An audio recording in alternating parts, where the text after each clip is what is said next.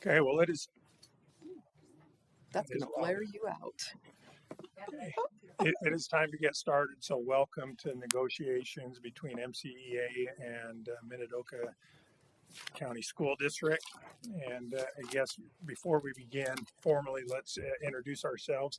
I'm Spencer Larson, Superintendent of the district. Nicole Toner, MCEA co-president. Is it ready? Yes, you're Alright. talking to it now. Yeah. Josh Greenwald, principal at Paul Elementary. Zelma Woodward, co-MCA president. Tamara Carter, assistant principal at East and West. Bobby Ryan, I teach media at Minico. Carly Grant, teacher. Maggie Spaniolo, I'm the principal at Mount Harrison High School. Doug, say your name. Doug Peasius, Minico. And Greg Durant, Special Education Director. Doug?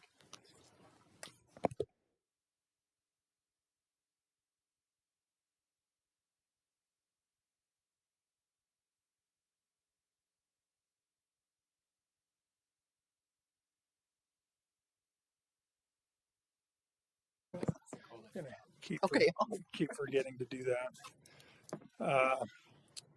On the agenda, per Idaho code, one of the things we have to negotiate, really the only things we have to negotiate annually are compensation and benefits. Before we get into number one, however, I'd just like to go over the ground rules, which is number 3, if that's okay, and just review those.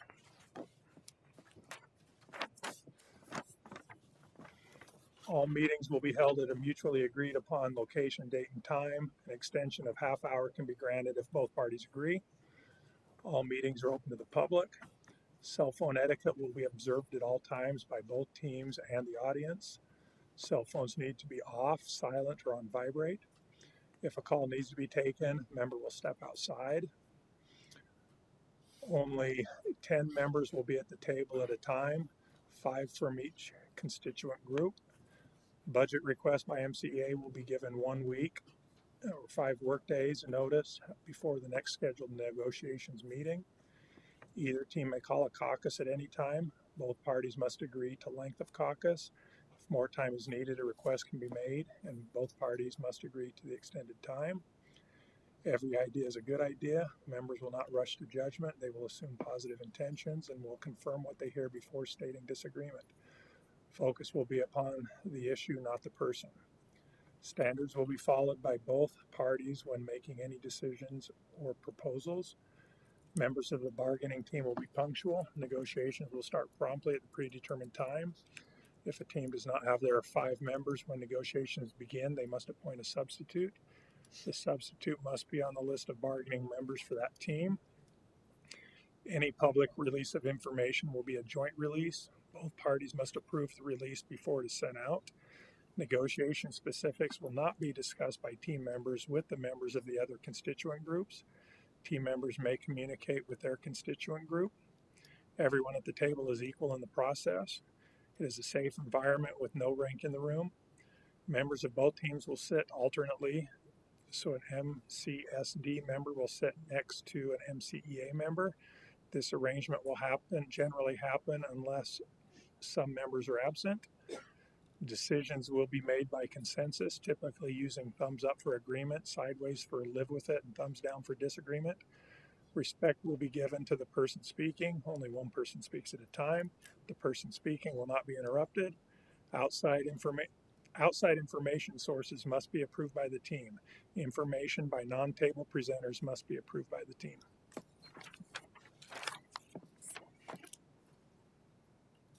Oh yeah.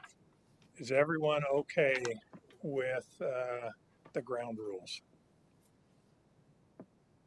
All right.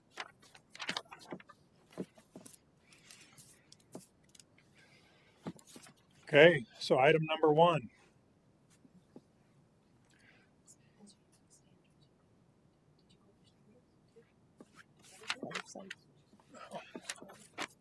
Standards, not just ground rules. This double-sided stuff. Okay, negotiation standards. Is it legal, affordable, practical, manageable, fiscally sound, ethical, measurable? Does contract language apply to all certified staff? Is there value added to the district?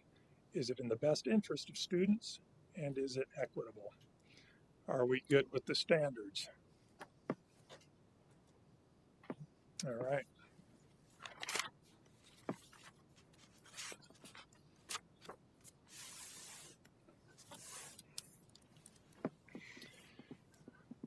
Okay, the first item on the agenda is benefits. And then there's a definition of benefits. Just compensation means salary and benefits for professional employees. Benefits means employee insurance, leave time, and sick leave benefits. The reason this is number one, the insurance committee is recommending that the district move to state insurance. We found out this week that the state needs a signed MOU from the district. Is it today or tomorrow? Tomorrow. By tomorrow, if we're actually going to move to that, to their insurance, which means it would have to be agreed upon tonight. Hence, it is number one.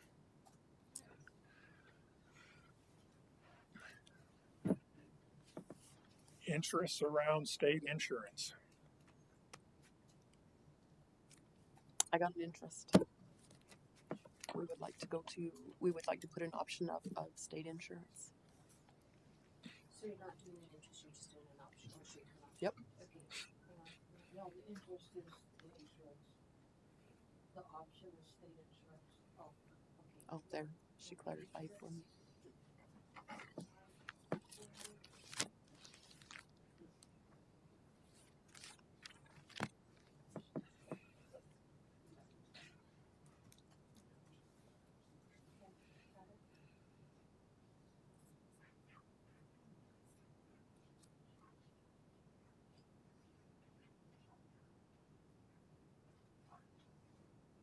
Carly, you could put, any initials Put NT by. by state insurance. Oh, no, just NT, yeah. Just helps me with my notes too.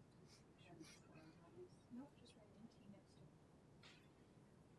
There you go. NT.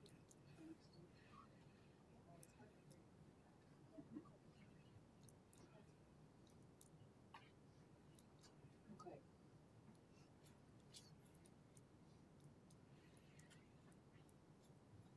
Any other options?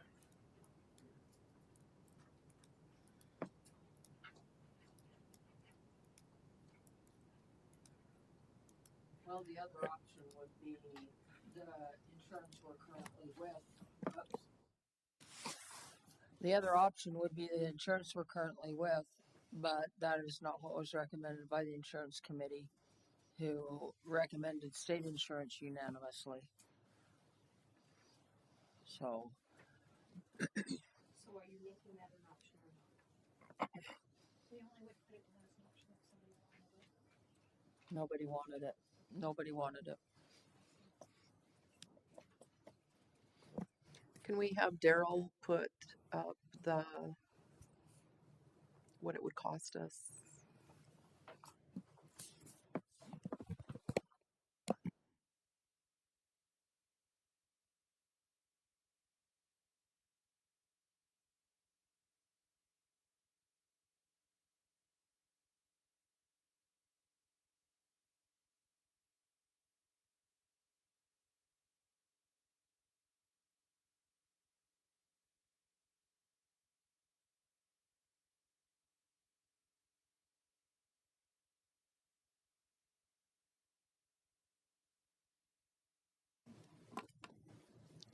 Would you like me to clarify something, Nicole?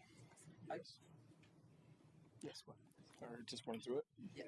Okay. So these were the. Hold on, no, because it's viewing. You'll want to say. As you're going over these, will you make sure that you're saying Who, what, and where, who, what, where, when, how, Yep. for those that are viewing. This is the format of the budgets that we were presented to the insurance committee. Numbers have adjusted slightly because we have been able to make the actual adjustments for the classified staff that had opted out of insurance in favor of the $3.50 raise. So making some adjustments there, making the adjustments with federal program dollars and sped dollars to get it down to actuals and fitting in as much as we could into salaries. So do you want me to cover the Blue Cross side as well, or just hit the state side, since that's the option you're looking at? Just the state. Okay. So when looking at the state Regions Blue Shield options, we had it set with a 1-step in pay or a 2-step in pay, just so we could see the funding and the numbers on that. So salaries in a 1-step would run us, this is just general fund budgets, general fund dollars. Salaries would run us $20.9 million. FICA and Percy would be $4.3 million. The insurance for the state regions, the piece for just the general fund staff, those paid out of that general fund is at $5.5 million. Our operation budget that we need is $2.5 million. The state support that they give us currently for this next year that we're estimating is $33.5 million. We have some changes that we had of savings, $141,000, and that would get us to the end right there at $354,000 positive. We did realize last night, as we were discussing, this did not take into effect our supplemental contracts or our subs. Those are general fund dollar expenses, so we needed to factor those in. So all of our supplemental contracts and substitutes cost us about $1.3 million a year. To offset that, we've got these other fund line items that we look through to say, hey, what do we have available? So we have a property tax replacement dollars of $150,000, activity reimbursements of $25,000, general fund interest is $400,000, and interest off of our modernization dollars is $800,000. So a 1-step pay with the state Regions Blue Shield would be $429,000 positive, or a net income, right? And that would roll into fund balance or areas in that area as long as budget stands. For your 2 steps, $21.5 million for salaries, $4.4 million for FICA and Percy. Insurance stays the same at 5.5. Operation stays the same at 2.5. State support stays the same at 33.5. The 140 is still there, right there, because of the increase of salaries. That starts us off at that negative 386. For what would be there, we need to again account for those supplemental contracts and subs, but then again we have the offsets, so that would end up with a negative 311 amount there, which would mean we need to dip into fund balance by $311,000, right?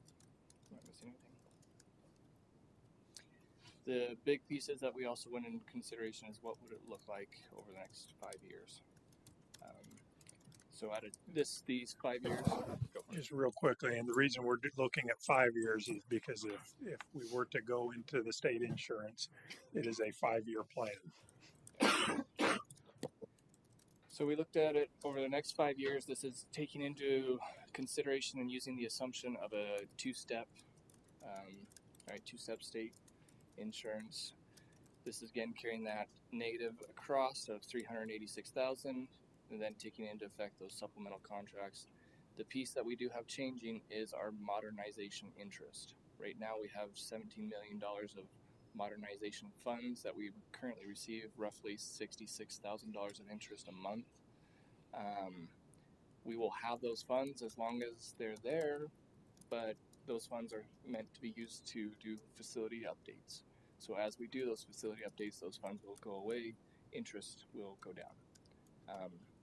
So we factored dropping from $800,000 in year 1 to $600,000 in year 2, $400,000 in year 3, and 200 in years 4 and 5.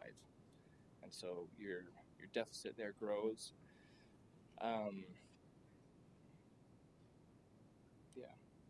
In conversations with Mr. Larson and in doing this, and referring back to our presentation that we had back with staff before the insurance committee meeting, when we did it at Minico, we made the comment that we would most likely have to dip into fund balance this year, and we said that could be anywhere around $500,000.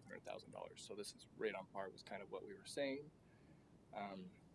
What it means is, we can handle this for a couple years through fund balance, but in all reality, like we've said in all of the meetings that we've had, insurance committee and at Minico, is we have to look at our efficiencies. What are we doing to make sure it's sustainable? If nothing were to change, we would stay exactly how we are. Probably not feasible. But we do have stuff set in motion for classified staff having that reduction in hours as people leave and we hire others.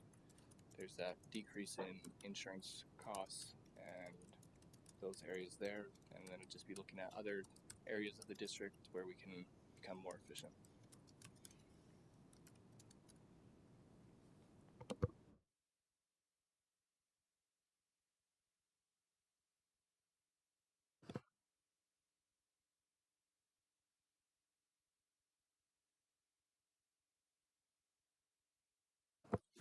So just to kind of clarify, so this factors in the state insurance, well, just insurance in general, plus what it might look like for salaries, correct? So those bottom lines are factoring all those things together. And so I guess I would just some feedback from the table here about, we've talked about the state insurance being the number one priority on the survey. And so I'm just wondering what your feedback or in a conversation about, if state insurance is the number one priority, then do we talk about that and then we work the rest out around the state insurance, or does it have to be an all-encompassing conversation?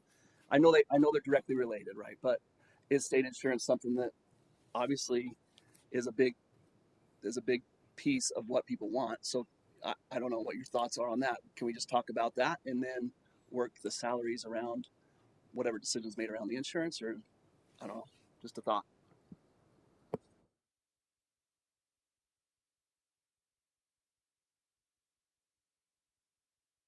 No snarky. I think we need to talk about it. This, what Daryl's figured out right now, it sheds new light on the possibility of it being doable for a 5-year span. The catch is that we have to be ready to, I think, if we don't jump this year, we've got to be ready to do it next year. In order to help people out, to make it so that we are trying to help everybody. And Zelma, just to clarify, you're talking about one step for the salary Do piece. one step in pay and go to the state insurance if that would make it more feasible to do it. To do the state insurance. Yes, and that we could keep it, it would not be so difficult over the long run for the 5 years.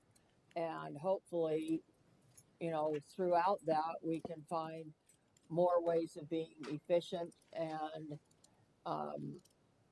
not wasting money type of thing, so that, in a year, we're in a better position and we can make that 2-step. That's my thinking. Yeah, thanks for clarifying. I have a question for Daryl. I might have been snoozing during this time frame. Does that include those that have chose to not have benefits? Is that calculated into this negative balance? Yes, so their salaries have been increased For that $3.50, there was an increase in salaries, but there was a reduction in the insurance line. One piece, if I can add, I know we talked about efficiencies and stuff over the next 3 years. These numbers here also do not factor in any change in state support. So, given whatever legislation may or may not do over the next 5 years, those are all variables that you have to kind of attempt to weigh.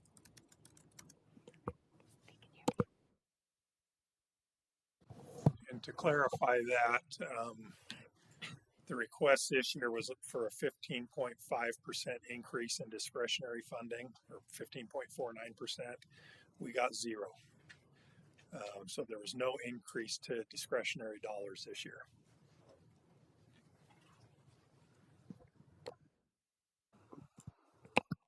I have a question just for clarification. Okay, so the two steps that we're talking about, that's the freeze from last year. What's the second step? This year's free for going forward. So if we go one step, what we're doing is just moving forward normal. Two steps is bringing back what we lost last year. Okay. Two steps would put us where the state has us.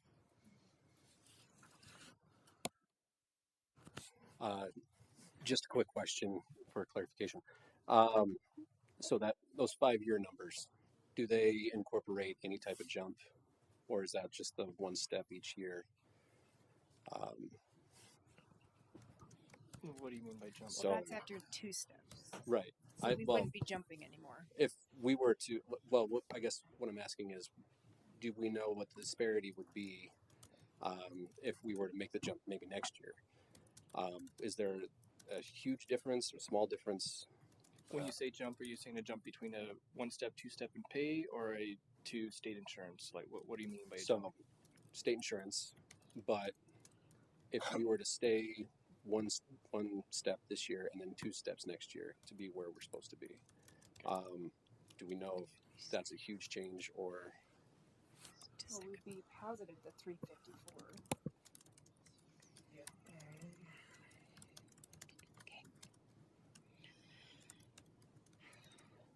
Right now, it depends on what you're looking at. So let's go this way. Right now, our total difference in a 1-step to 2 steps is about $630,000. So ideally, that difference, where everything I've factored has been all on the same salary schedule, one way or the other. So part of it comes back to what salary schedules end up being, could cause a bigger gap or a smaller gap, whatever it may be, comparatively to what this year's salary schedule ends up being and what next year's salary schedule ends up being, and that increased jump between now and then. I would say it's going to be a pretty flat line for the most part. It's going to be roughly about the $600,000 to $700,000 of a step.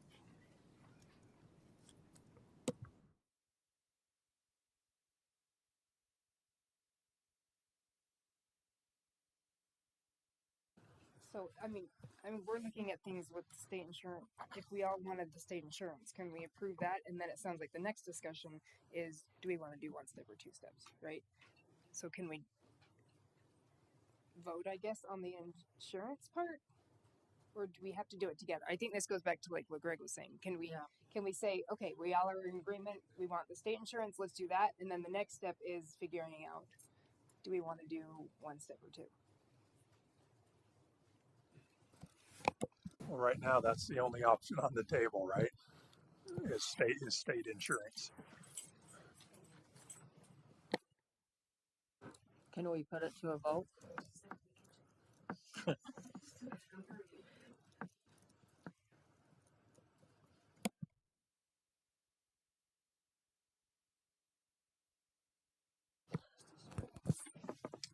Okay. All in favor of moving to state insurance? Thumbs up.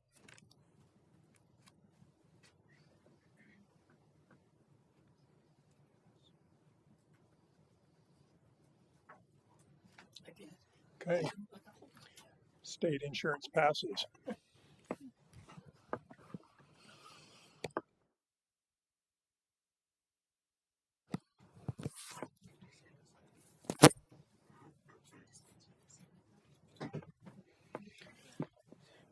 Oh, we probably should have done that. But Do you want me to read that, this? please? Okay. As stated in Article IC10, the school board and the Minidoka County Education Association have committed to using collaborative negotiations and or interest-based bargaining, and we appreciate the progress this approach has helped us make. We'd like to continue working within that framework, but also suggest that when it feels helpful, we introduce motions for informal discussion. The goal isn't to step away from the process, but to allow more open back and forth conversations when we need to better understand each other's perspectives. We believe this small adjustment will help us stay collaborative, flexible, and focused on finding common ground. We're committed to keeping things respectful, productive, and aligned with the spirit of our agreement. Do you want me to email it to you?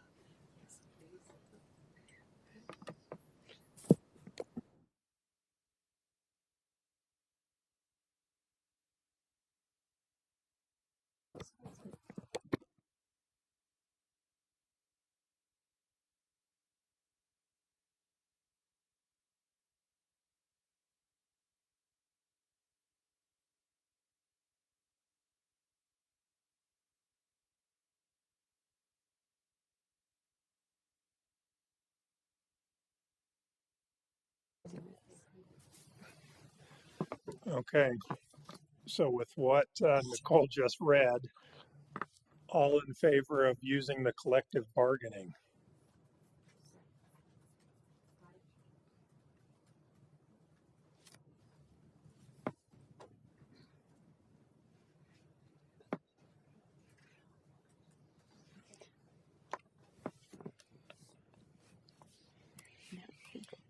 Okay.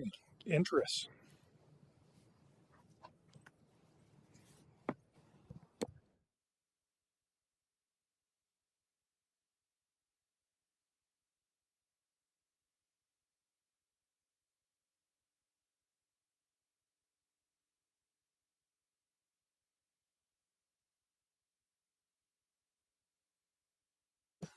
Sorry. Um, we would like to discuss bereavement. The master agreement has in it that we have 5 days. The school board and superintendent would like to change that to 3 days. The 5 day was, just listen for a minute. Put that in your notes too. Okay, so they had a policy last year that we tabled that wanted to move it to 3 days. The 5 days was good when we adopted that because we had a 5 day work week. Okay. What we would like to propose is we go hit a happy medium and go to a 4 week or a 4 day. Yeah, let's go to 4 weeks. That seems long. 4 day bereavement because that's how many days is in the school week. For level 1, which would be spouse, parents, children, that level, and in that way you actually have 3 days, and then your 4 school days, and then 3 more days if necessary. And if you need longer than that, then you would just need to get hold of the superintendent. So 3 days for what? The level 2 is, are you saying 3 days? She said 4 days for the level 1. 3 days, level 2. Okay, gotcha.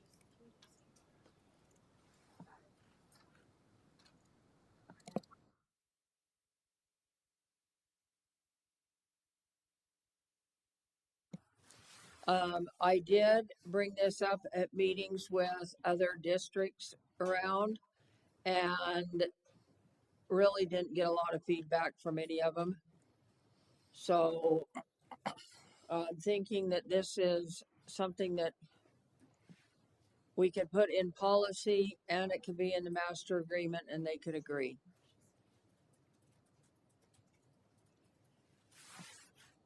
Any comments? Is there somebody that can remind us what this? You mentioned the school board or school policy looking at being changed, correct? So what was that change going to be? Just to refresh us on that. They had proposed doing 3 days for level 1 and 2 days for level 2. And that's what the policy was going to reflect. Thank you.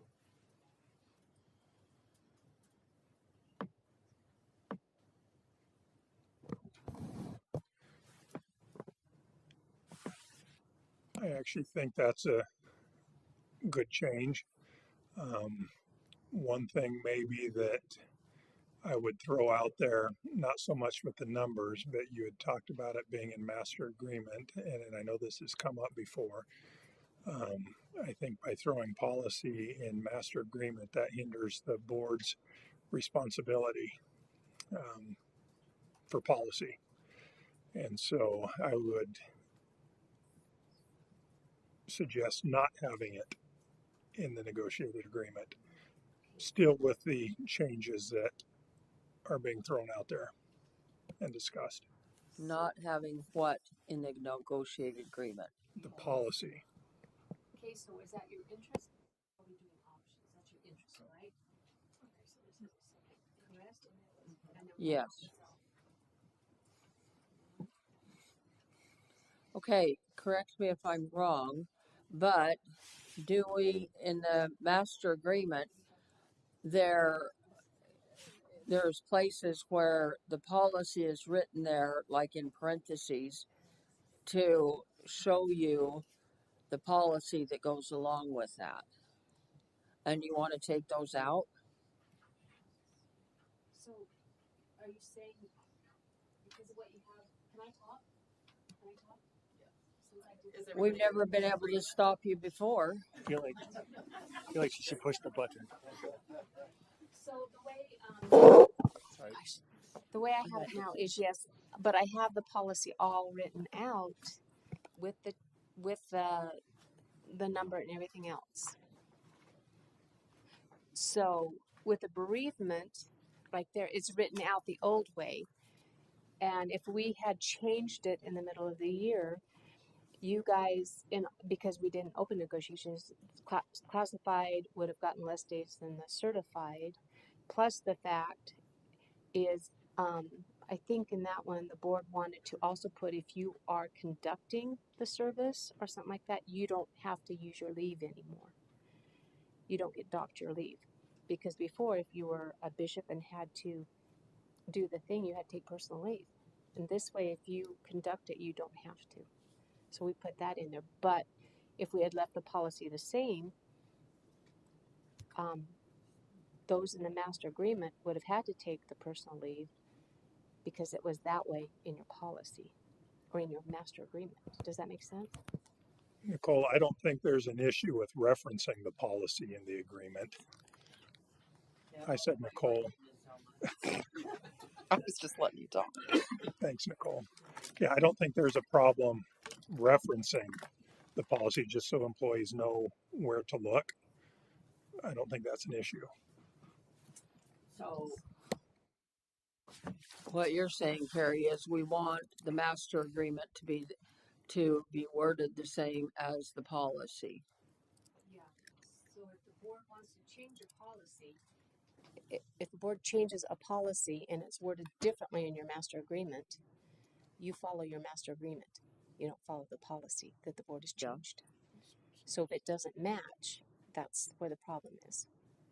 Okay. I've got them now to where they all match what you guys have decided over the years and change policies to match that. But anytime a policy is changed, we have to meet together as a team and open them up to change it. So in Okay. that circumstance, you guys would have been hit with, I don't know, say Greg has to conduct a funeral, he'd have to have taken leave because that's what was in the master. Well, you're not a teacher anymore. Never mind. We'll go someone else. Sorry, Greg. But they would have had to take leave. Where a classified person, if they'd have been involved in the funeral, they wouldn't have had to take any personal leave. So you Okay. have to go what's in your agreement. Okay. Does that make sense? Can we caucus? How many minutes? 10? 10-minute caucus. Is it possible before you caucus, can I just ask one quick question? No. No. Is I'm just clarification from Carrie. Is it possible that like the MCEA could make a recommendation, or we could do something so that they can make recommendations for policy, and then we just recommend it to the board? I believe that's already in the Okay, I always negotiated send, I agreement always down send it. further, Yeah. Article 7 or something like And I that. always send them anything so PRC. they I can send that come to up them. with ideas and Oh, things yeah. that they want. Any of and the then we can get them 500s Yes. is sent to into the us and policy. we Yeah. collaborate. And Okay, Yeah. that's just clarification. Thank you. Absolutely. All right.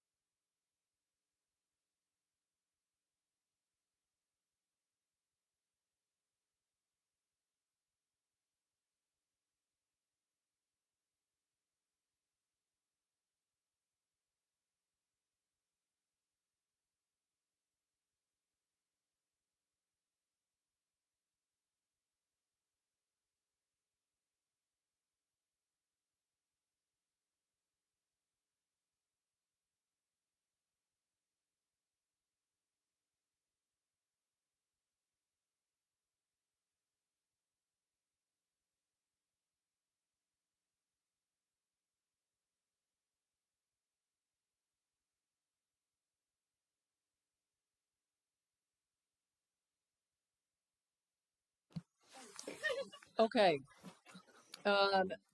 We cannot change master agreement until we have talked to our people.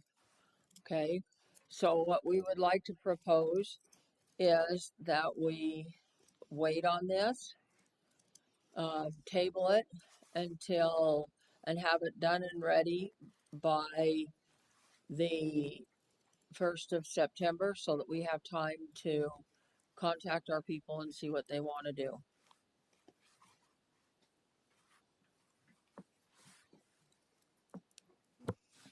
Zelma, can you just tell us more about what, just help clarify that a Okay. little bit? Like what do you want to wait till September 1st to adjust or get input on, I guess is the question. Okay, we have to have time because in order for us to change the master agreement, we have to send paperwork out, a proposal out to everyone in MCEA.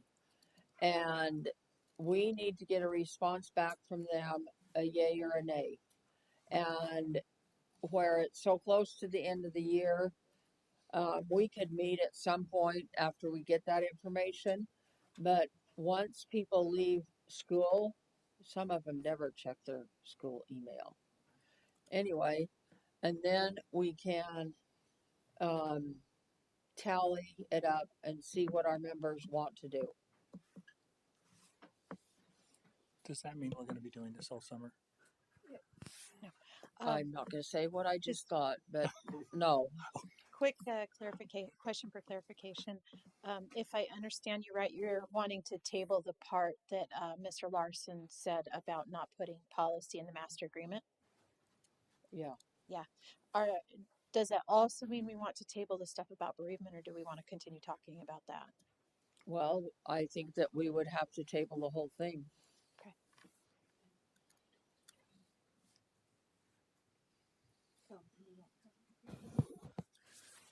No, we just table this discussion about bereavement. I got it. Not about Could we, the whole agreement right, or the whole master agreement. could we make a decision about bereavement without having to put it in the master agreement? Like we could, because it's still negotiating benefits, right? The catch is we can't, it would not make sense to have one policy or one situation in master agreement and another situation in policy. Right. That makes sense. I understand. Yeah. So. So the current master agreement will expire June 30th. And we are going to renew it. However, we have to. Excuse me. We will renew it. You can't just cut it out and say there's nothing there and then start all over again. 33-1275, notwithstanding the provisions of subsection 1, upon mutual ratification. So yes, it would have to be ratified by this group in order for it to continue. Yes. Okay. That's The master agreement. okay, but that's where I think we're on two different pedestals. So, for clarification, Mr. Larson, would you explain what you are wanting? So in discussions with trustees, this policy is one of their big responsibilities.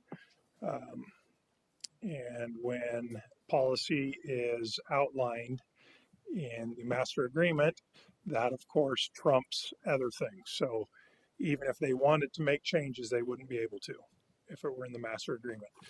So I have no issue getting input.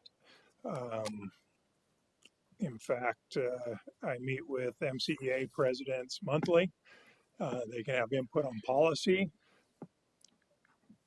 Members of the union can be on the policy review committee. They can make suggestions to their administrator. All that can still happen. And so I would like to see that. I have no issue with the number of days that were discussed earlier, the 4 and the 3. I don't think the policy belongs in the negotiated agreement. It's already there and we're not gonna take it out.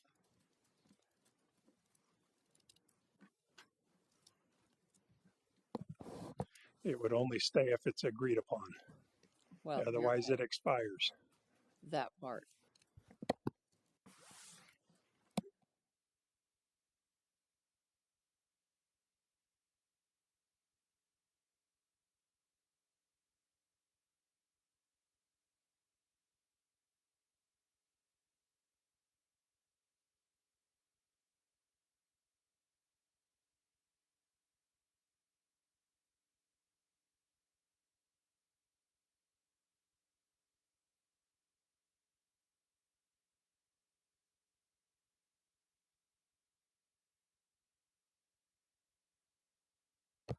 I actually see this as 2 separate issues.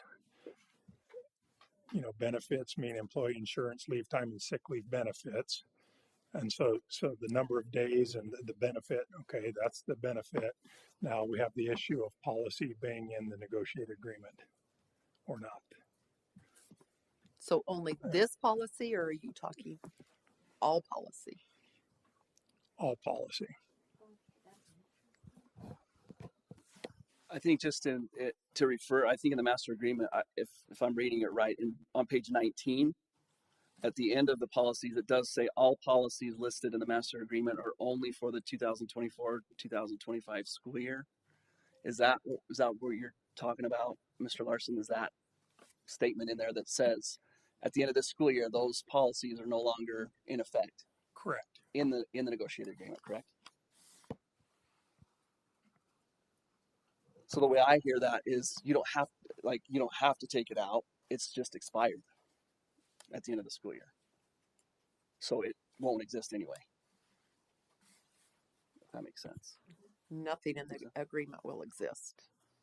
True. It's all Right. gone Right. if we don't ratify before Right. then.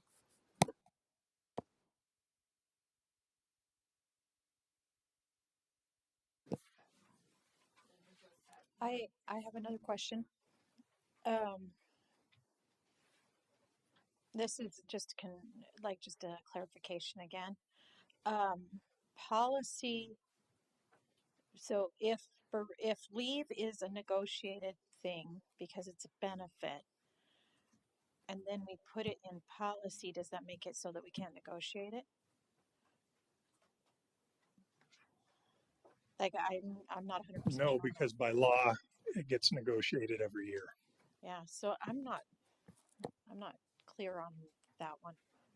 Guess I don't know how we would do that.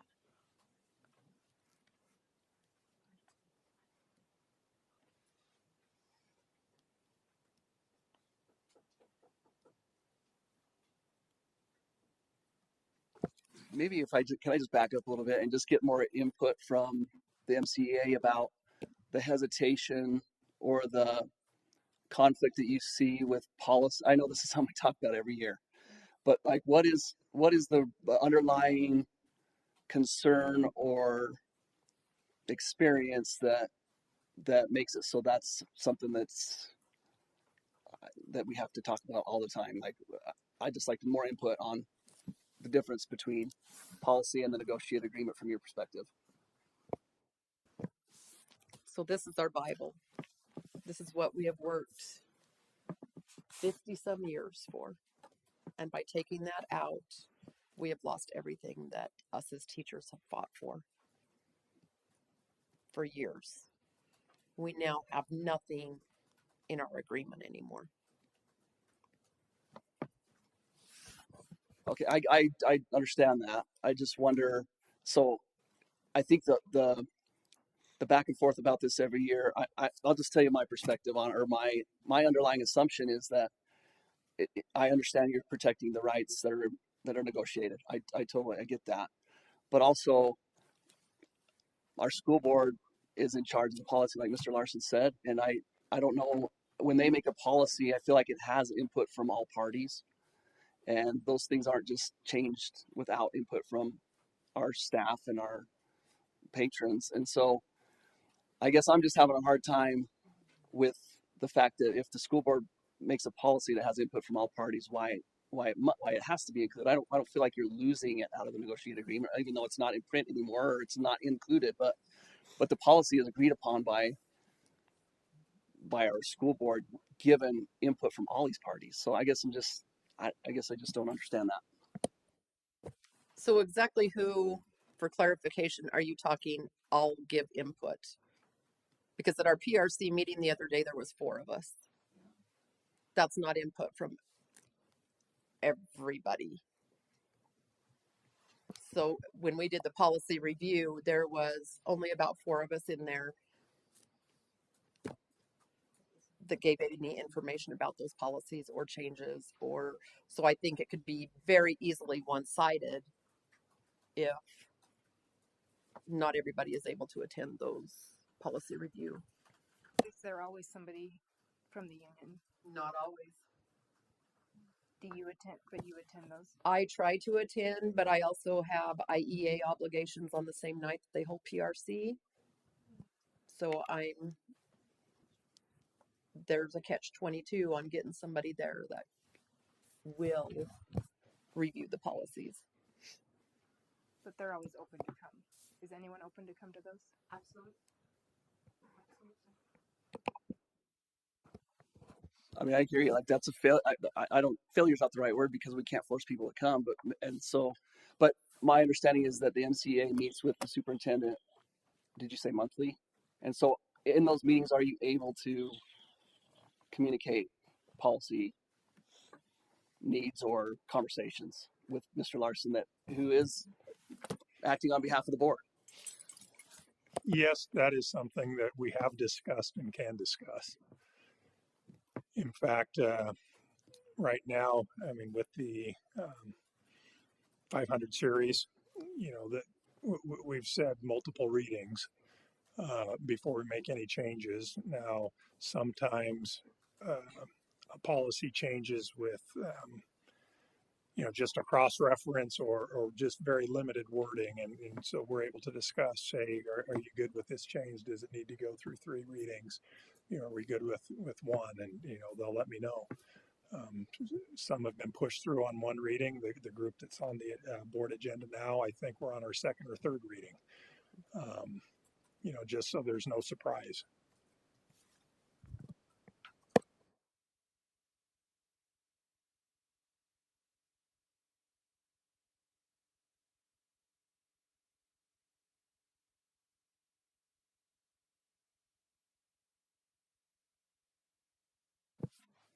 Um, I'd like to see if we have a consensus about the bereavement stuff, and then we can go back to talking about the master agreement. Are we all in agreement on the days and stuff for the bereavement?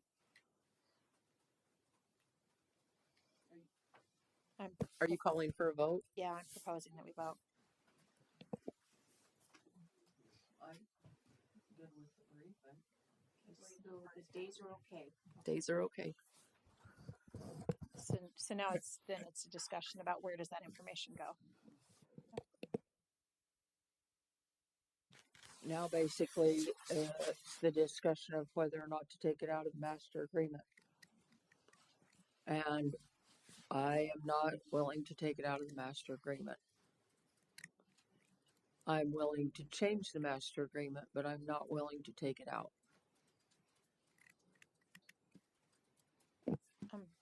Can I ask, going back to the bereavement real quick, did we want to add anything about that stuff that we were talking about if you're in the funeral or whatever? The stuff that's in policy but not in the master agreement? It's already in the policy.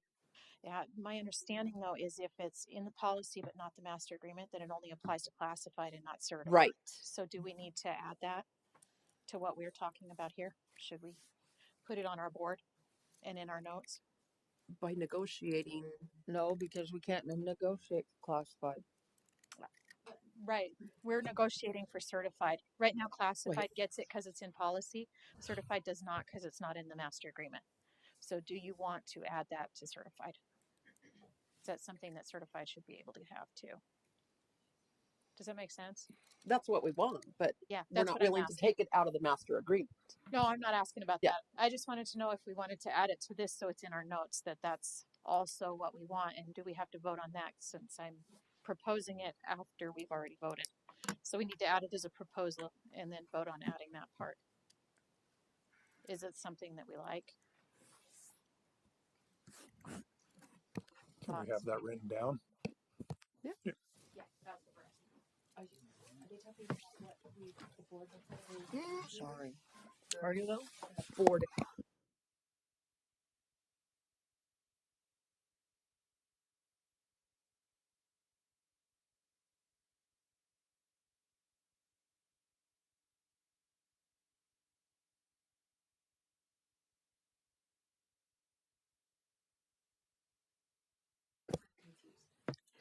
So what we talked about on this was that we would go to 4 days. But we changed that, Yeah, right? back to 3. Back and okay, so 4 days for your level 1 and 3 days for your level 2 relationships. If additional time is needed at any level, a written request can be submitted to Mr. Larson, the superintendent, to take more additional days as needed. We did take out that it may also include a member of the household who is not a family member. And we also added that a program or other proof of bereavement leave will be submitted to Human Resources. If an employee who is unrelated is asked to conduct or participate in the program, the employee will submit proof showing they took part in the program. They will not have to use leave.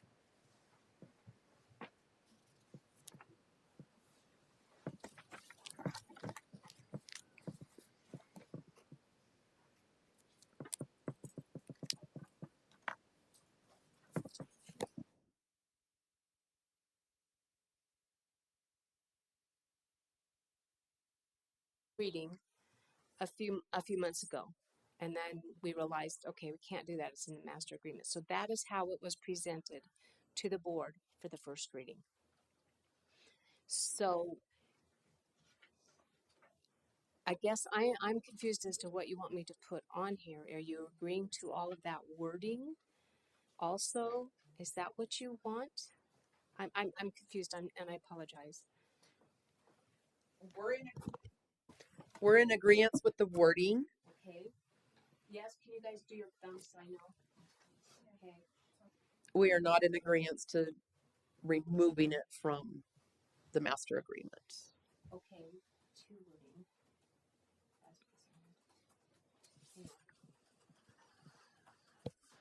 I'm sorry, was the wording on that one, was it the 3 days or 4 days? It's It 4 say 4 days days? for class 1 and 3 Yeah, for 3. class 2. Perfect. Just wanted to make sure it was the same as what you guys were proposing.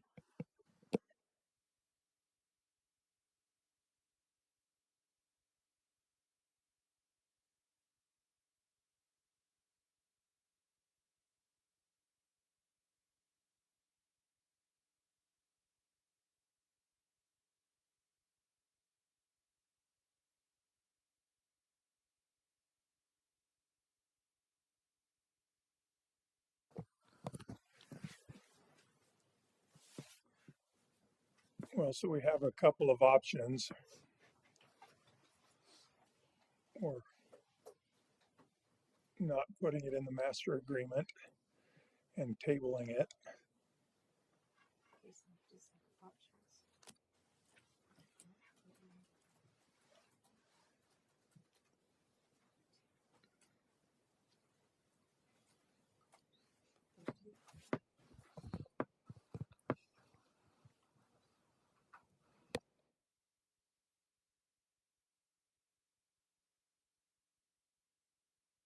Can we caucus for 10 minutes?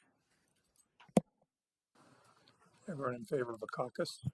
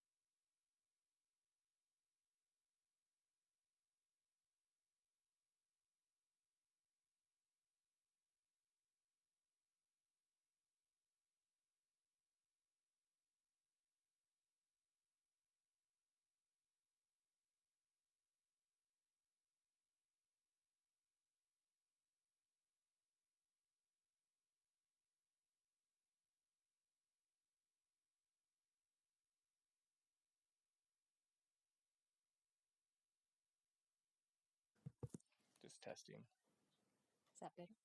I think it's a little lower. So we'll see.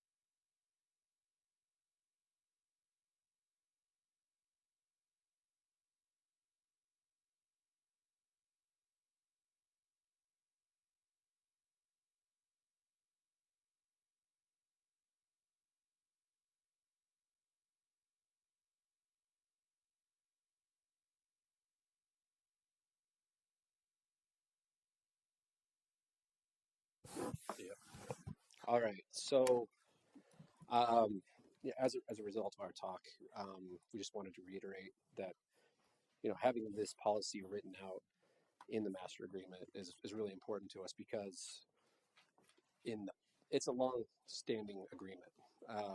Like this has taken years and years to create, and it'll live years and years after most of us are retired.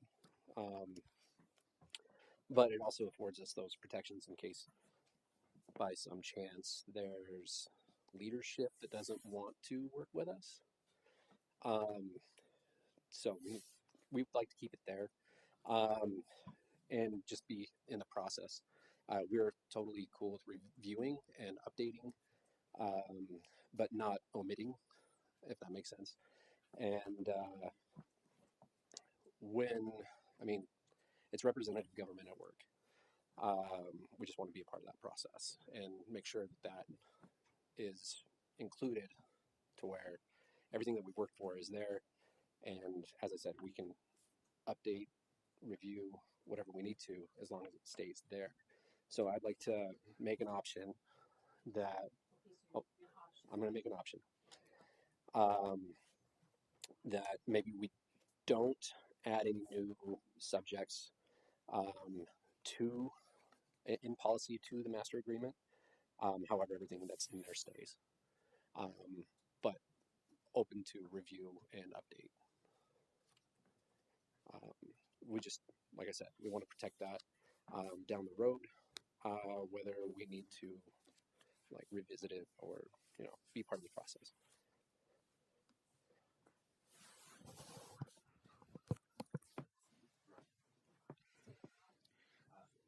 So, to be clear, you want everything that's currently in the master agreement to stay.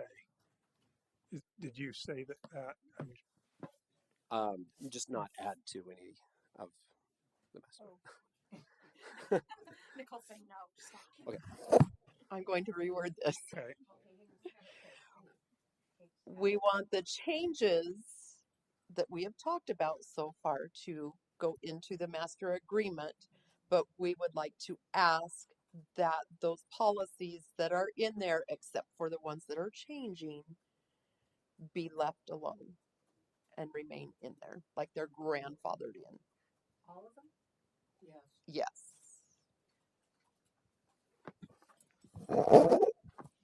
Sorry about that. Well, I'm just going to share my thoughts on this, in trying, need to look out for the best interests of the district, but also trying to save board responsibility for the board. In doing that, maybe I'm in the minority, but that's why we caucus. We can have those discussions. And, after that last caucus, we discussed not only the bereavement policy, but the other policies that are in the agreement. And as a group, we are good with those staying. Hold on. Are you okay? Because we've changed the. We need to clarify that one. Yes. Are you okay with the ones that have changed, like the emergency closure policy we've changed several times?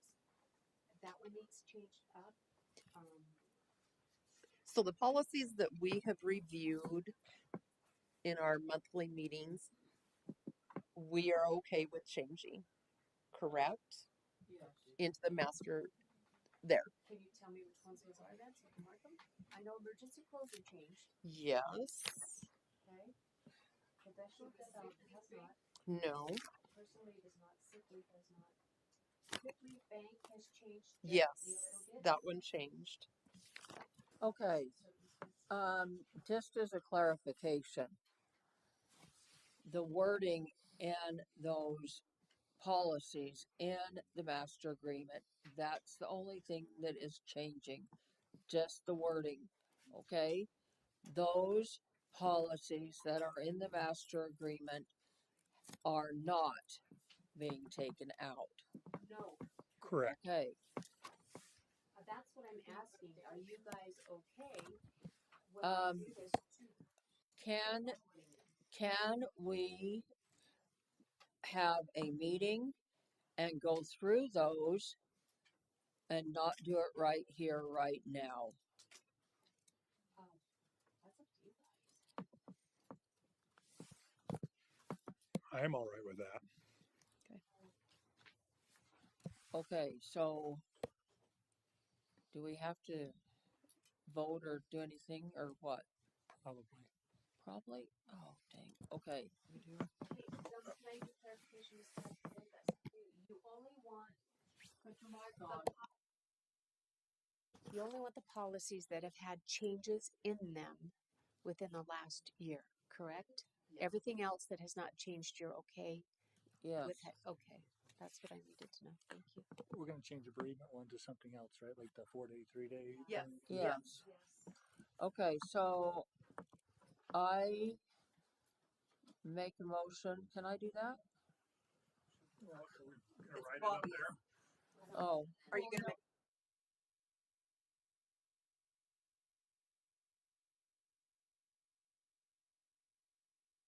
yeah. So should we Go, Bobby. cancel my option and then maybe go with Or just the option that we were just talking about? Or So you're rescinding your yes. yes. Cancel. yes.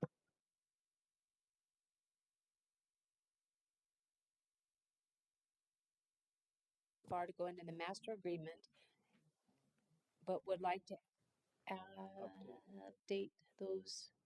I don't, you know what? Just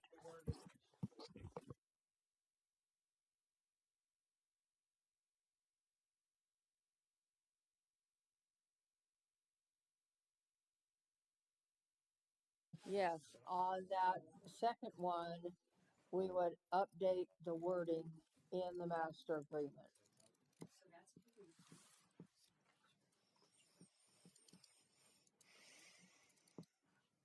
So approve changes that have been talked about in the bereavement policy. Update all policies that have been changed in this current year. Because No, up, those.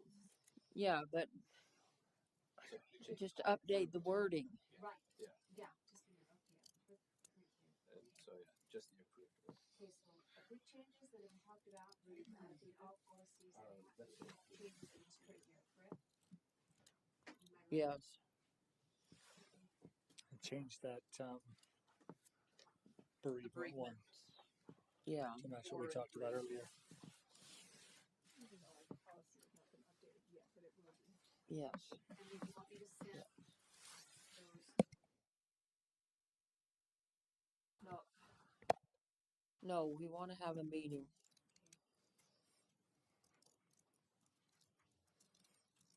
And go through all of it. All the agreements or all of those changes? All the changes. Okay. Can I just add, I actually don't think the word grandfathered is a good word. It makes it sound like it's going to just remain there in perpetuity. Agreed. Yet where it's not salaries and benefits, it has to be every year. The most we can do is 2 years. Mhm. And so, Keep all policies, current policies, the master agreement, update the wording, the master agreement. Is that better? yeah.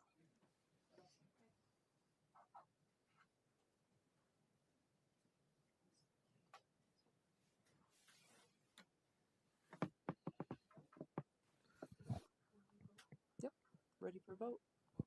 Okay, all in favor of that last option?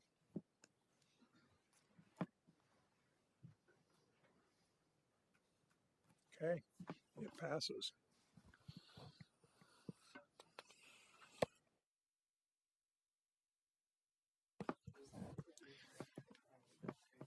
When the invitation was sent out for this first meeting, there was an end time of 6 o'clock. We are at 5:55. Are there times for, is there time for another interest and discussion or not?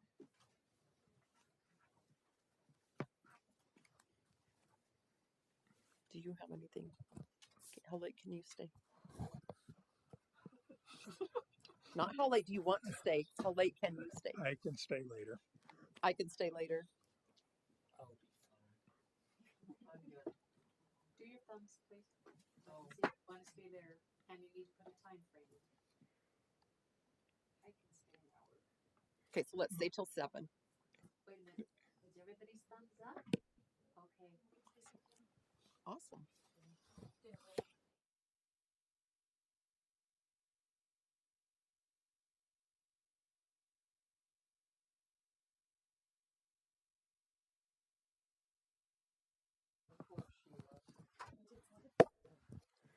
Okay. Other interests.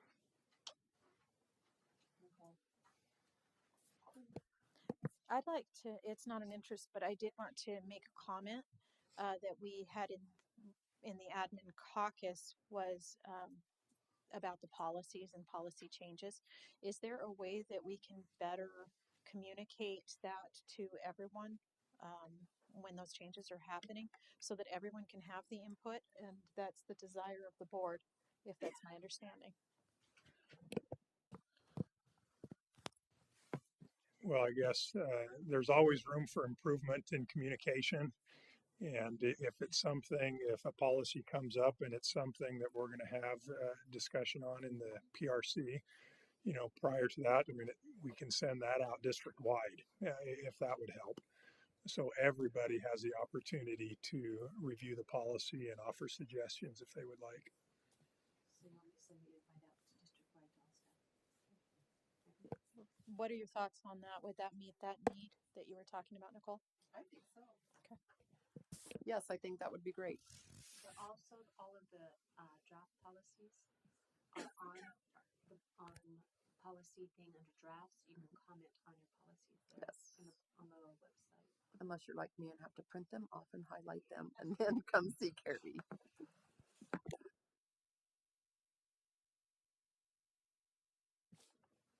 Are we finished with that? So other interests now? I have another interest. This shouldn't take too long in discussion, but class sizes are a huge from kinder to 12th grade. I think class sizes are They're big. a problem with K through 12, not just one particular. I would say that when we talk about class sizes, we're also talking about money, because the reality is, like, we can be more flexible with money, but that means that we'll probably be having bigger class sizes because we can't hire more people. Or we can be less flexible with money so that we have a little more discretionary and are able to hire more people. So it's kind of like, it kind of makes it like, which one's the priority? And I'm not sure. I've been in lots of districts where they've swung one way or the other. And so it just has to be like, what is your priority? Would our class sizes more important than more money, or more money more important than more class sizes?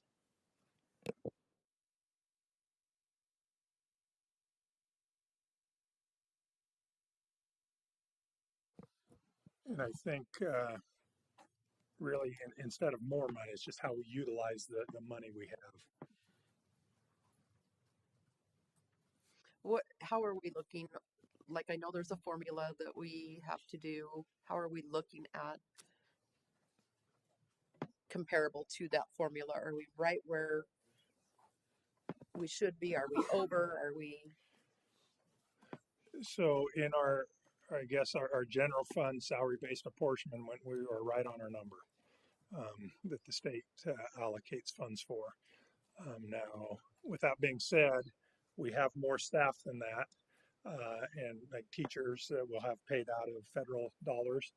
And so I think there's another 20 teachers, is that correct?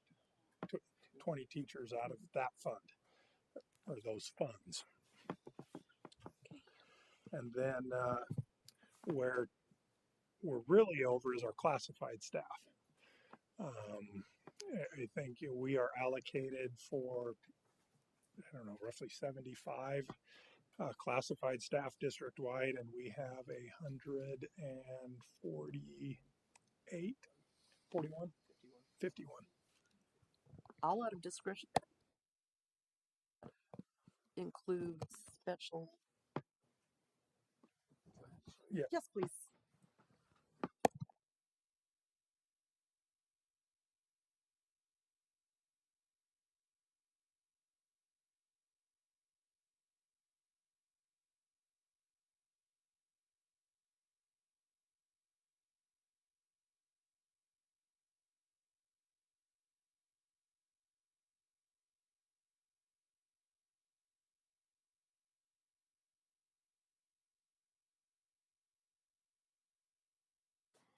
So when dealing with classified, from our salary-based apportionment with the funding of the FTEs that we receive from the or generate due to the student seat time for those first 9 weeks of school, we generate 75.97 FTE of classified staffing.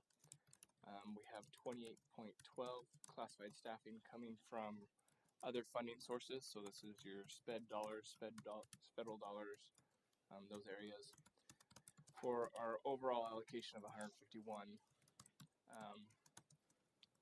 to our classified staffing.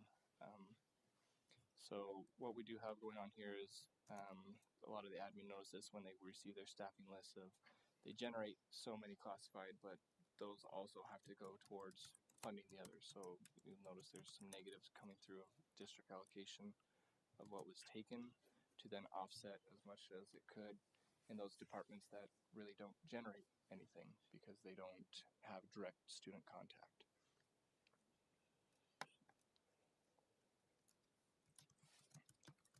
If we look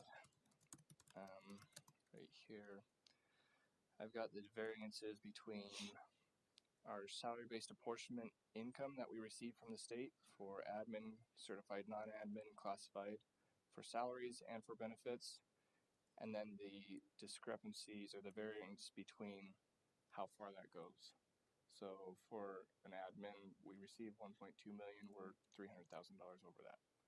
For your certified, we get 13.8 million, we're 135 over that. Classified, we get 3.1 million, we're 2.2 million over that. This is a standard for school districts. It's not abnormal. Really, at our post-legislation roadshow is one subject that came up of, hey, funding, getting it more realistically matching the needed staffing is really what needs to be addressed on the state level. Yeah.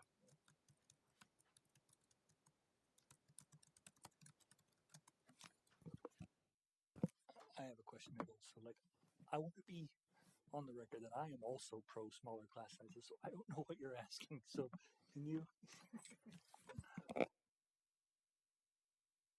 Scared me. So,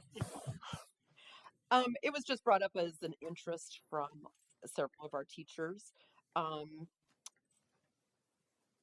Is it okay if I share what you said? Okay, perfect. So I have a story to share. Maybe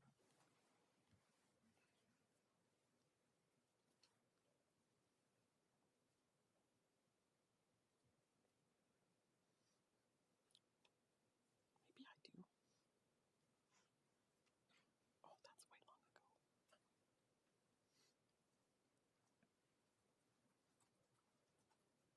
Oh, I'm in the wrong one. Let me get to my personal email. I know. Sorry. Sorry. No, no, I don't. Okay. Oh, no, not the right one. One interest my department has had and would like to have listed under interests is the large class sizes in English 12. This is a writing only class, and at times the teachers have over 30 students. With classes getting larger for the next several years, we are afraid of losing our college classes, leaving nothing for our brightest students in English, GT is supposed to be treated like special ed, and we get no money for anything in those classes. We're also afraid that our classes in English 9 through 12 will get larger and overcrowded. With students coming to us with inadequate preparation, teaching such huge classes becomes problematic at best and horrible at worst, depending on the behavior of the students. So that was a concern, which is a legit concern, especially trying to get those ISAT scores up where we need them or want them. I don't think that any of us would argue that bigger class sizes are better than smaller class sizes. So I guess what's next? I think what we're trying to put out here is this is an interest. This is something we need to be thinking about Okay. as we move forward, because we have seen the growth in our district. If you don't believe me, go look by my house. There's 450 houses over there in the last year. So the growth is horrendous. It's a lot, and it's only going to become more. And so it's something that we realize it's difficult to deal with right now, but it is something that is going to have to be dealt with at some point. And so we have to keep that in mind. That's why it was brought up as an interest. I agree. I think that is an interest for everyone here. Um, with the growth that you're talking about, as we try and look forward to budgeting and how do we set that budget, and then just even a little further out, if there's a charter school that may come into play and take some of our students, how do we factor that in? It's difficult to do. But I think that really working together, we can try and solve this. Especially if there are other revenues that come in, I think everyone here would be willing to say, hey, let's look at staffing. And we either come to the table now or we have meetings later, but we continue this discussion. And if we need to do that as an admin team as well, we will do that. If I could just pitch in too, I think I remember last year this time when negotiations were happening and we kind of hit the reset button right last year, and I think everybody looked forward to the 24-25 school year with a little bit of fear, like, oh, like this is going to hurt, this is going to hit us. And I think we've all experienced that kind of expected pain that we've had this year. And so I guess if I can just throw out there, like, I just really commend the teachers that this position for me this year is new, but as I walk by classrooms, I see them full, just bursting at the seams, so to speak. But I guess as I reflect back on what we were talking about last year, I guess I just would say thank you to our teachers, our staff, our admin, everybody that's pitched in, knowing what it was going to be like this year and knowing it was going to be very difficult. And it has. It's lived up to the billing. But I agree 100%. I think we've kind of hit the reset and we know and agree on the things that we want moving forward to help alleviate that. I think all of us are on the same page. But I guess I just want to say thank you. From my perspective, it's been we knew it was going to be tough, and it was, and I think we're starting hopefully to trend back the right direction. So thank you. Just wanted to add one more thing. This is why that first reporting period is so important. That first Friday, from the first day of school to that first Friday in November, that's what we get a majority of our funding. So if we can get kids here in the seats, that's going to help us out. And it should provide the district with more funds that we could then utilize. I'm going to just share off of that. This is how simple it is to get kids to come. During ISATs, I wanted 100%. I told my kids we were going outside for an extra 10-minute recess. I had one kid show up sick and says, after my ISAT, can I go home? why, by all means. So it's little things like that that I think we can do to get them here. But could we get on the record maybe that we would look at these upper grade levels getting help if we have any funding come available, or I think that's where we'd want a collaborative effort. I know that, in let's say it was brought up senior English, and we've got, 30 plus students in those classes. I know our elementaries are close to 30, if not there already. Okay, so there we go. And so really it's determining, okay, if we can afford 3, 4 extra teachers, where do they go? And so we would just need to work together to determine that.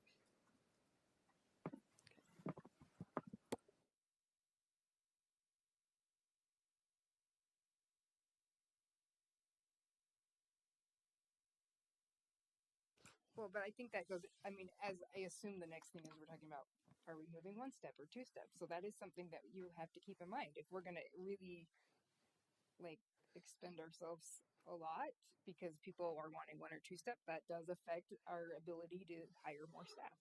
So I guess that's a good thing to bring up before the next discussion.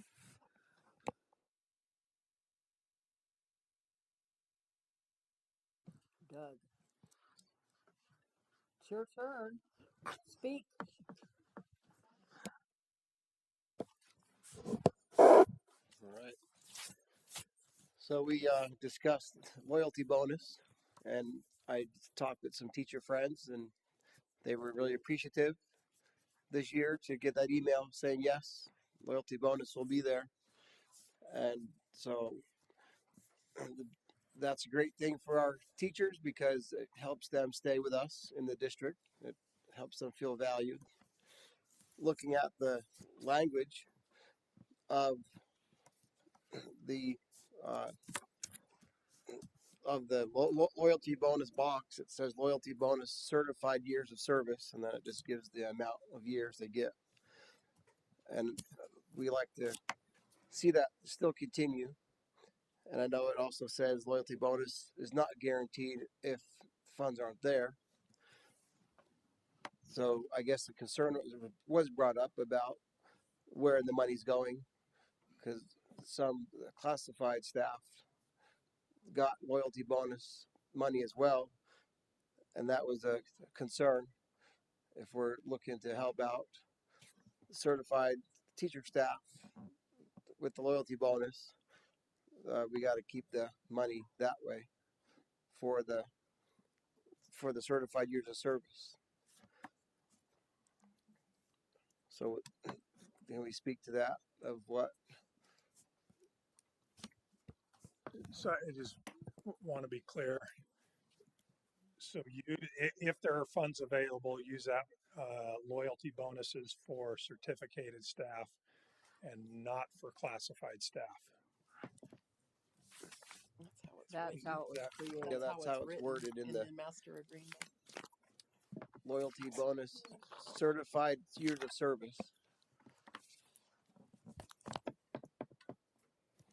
However, I think the board voted and passed that if they got loyalty bonuses, the classified would get bonuses also. That was a board decision.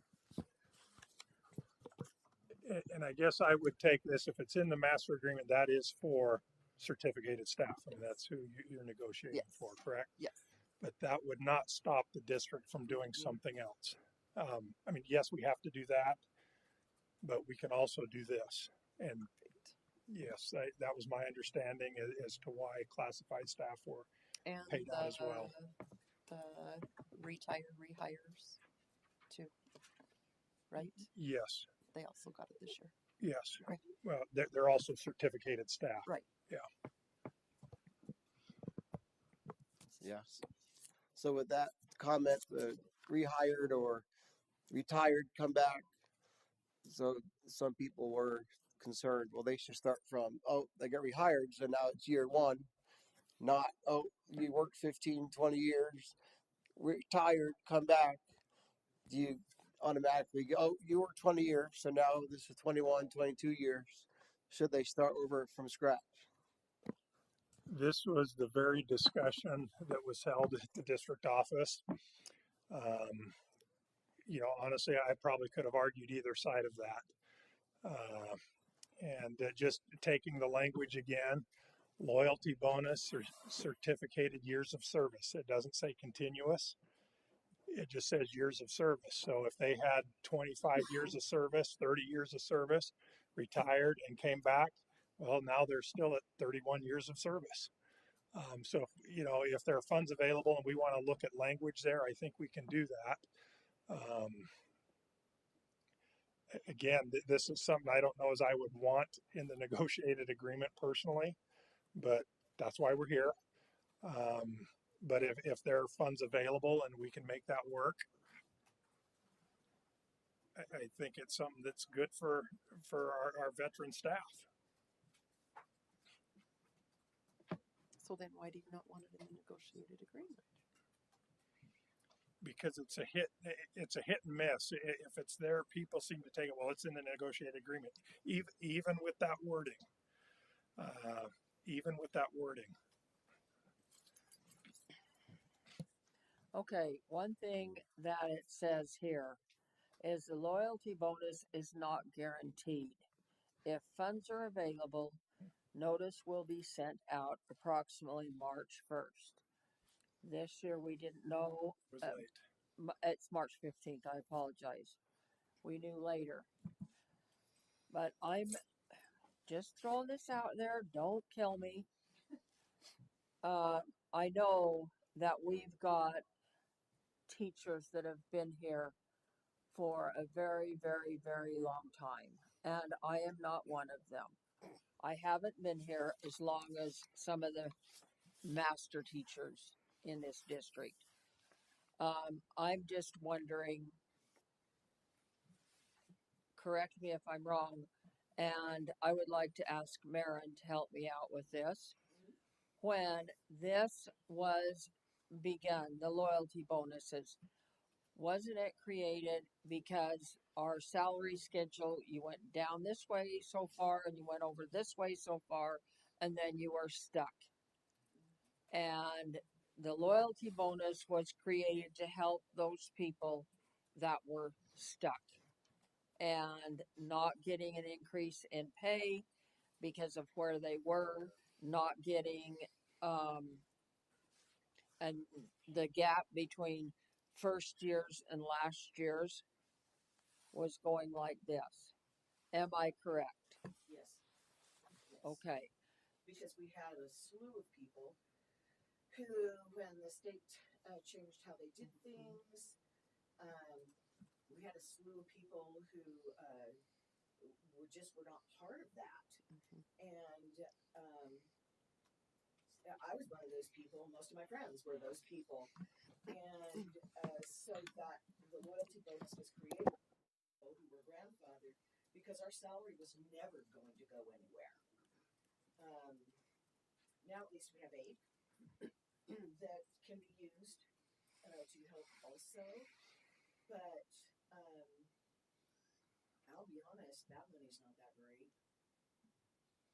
I mean, it wouldn't stop me from retiring or even doing a retire rehire because it's just not that much. The loyalty bonus? That and the aid money. What is Advanced professional. Okay. Retire and then do the rehire thing. You either, I don't know why people do that. Maybe because they're bored. But that is not on my agenda. They would have to pay me significantly more to do that. All right. Thank you, Marin.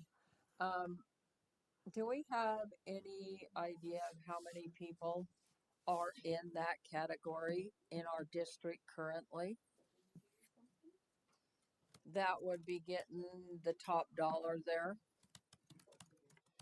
Because what I want to throw out is continue to pay those people that money and maybe take the rest of it and put it back in to the fund to help offset some of these, the, if we go to, when we go to state insurance, to offset that and to offset the possibility of going to doing a double bump. Just a thought. When you're asking for the number of people in which rung, are you talking like on the grandfathered rung or in the lowest loyalty or the biggest loyalty? The lowest loyalty category, which is 15 to 19. Whoa, I would almost be there. Maybe I don't want to do this. No, the 30 plus years people, leave them there because dang it, if they've stuck it out this long, they need to have a bonus. And maybe take the others, not do those. It's just a thought that, and then help to accumulate more in our fund balance. Just,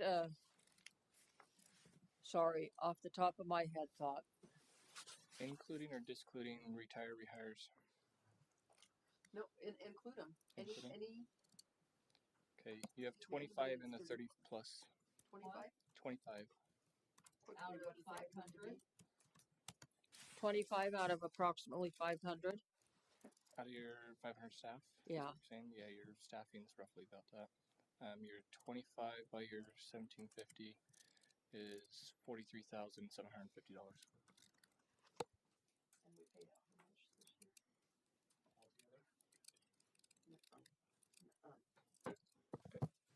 Daryl will have an exact number, but it's somewhere around 150,000. Loyalty bonuses in total for this year is 122,750. Okay, thank you, Daryl.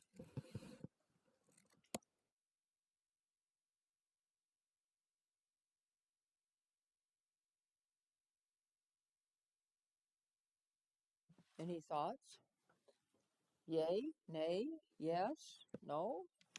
Sounds like we're like stepping towards talking salaries. And so are we done with all of the any other interests that don't have to do with salaries? This has to do with if we continue with the loyalty bonus or not. The rest of the things, the Everything salary at this It's point? all, pertain to salary. Okay. it all Just will. curious. Yeah, the rest of them pertain to salary. So like at this point, just my thought, it almost feels like we'd be negotiating a little bit here. So it'd be like maybe we do this so that we can do this, and we do this so that we can do this. So maybe it's a piece of it. So like how we usually do, where it's like, this is one of the things we can do. Can we start listing them that way? Do you mind? I just was going to suggest maybe we go ahead and bring up all the other interests that we have, get them up there because it all pertains to salary. Can I? So when I first started, the superintendent would come out and like give something or celebrate the people who've been there for a hot minute. That was really cool when I was a first year teacher. I don't know if you have time for that, but I thought it was cool. Do you know how many staff have asked for that? I do not. A lot. So Okay. They felt shafted that they didn't get their pin. I'm one of them. 8 years on record, 15 years. I know. To be fair, I didn't know pins were a thing. I know No, it's they not went out a salary, couple so I it's supers ago. apologize. cool. This is being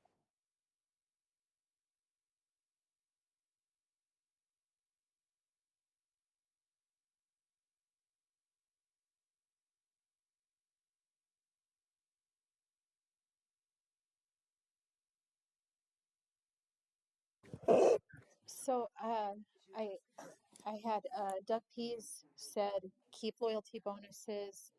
Zelma Woodward said loyalty bonuses for 30 plus years only. Yeah. Okay.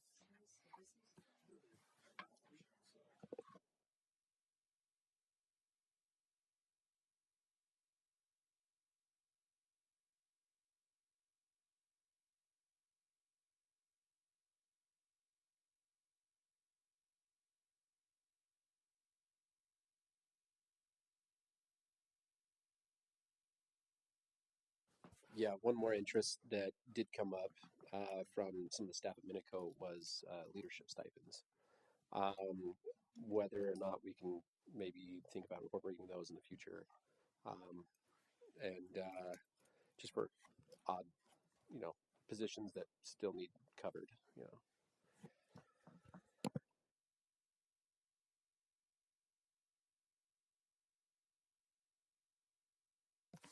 I don't think we disagree about that if we can figure out a way to do it. It's really hard to get somebody to do RTI, especially in elementary school, when we don't have anything for them. So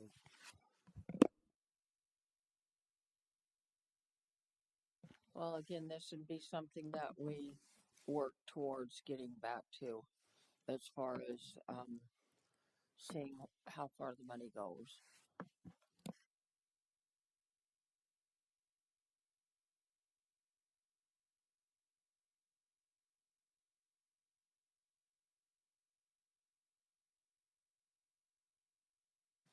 Dude, I'm usually in bed by Daryl, will you put up the salary schedule, please? for the P6. Right. We're looking at P6. Our current salary schedule against the tentative state salary schedule, correct? Yes. Um, Just correct. well, what we have against what the state has. Okay.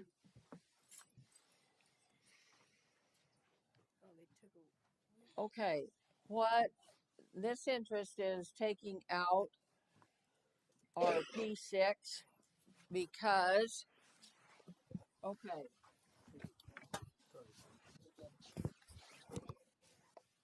okay, if you look at P6 right here, and I'll use my figures because I don't care.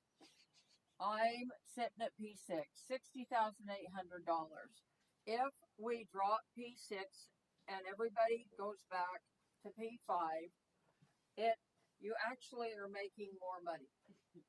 You're making approximately $2,000 more. Okay, so what I am suggesting, or the option that I am putting up, is to drop the P6, because when we put the P6 in there, it was because there was such a difference in the wages that people here were getting less than people here. And so we put in the P6 level so that there was a place before AP1. Does that make sense? Okay, so right now, where if you're on P5, you're making more money with the state um, allocation or the state salary than you are at a P6 where we have our people. That is the interest that I'm, or what I'm bringing up. So I have removed P6 and moved to the state's P5 numbers. Yes. Okay.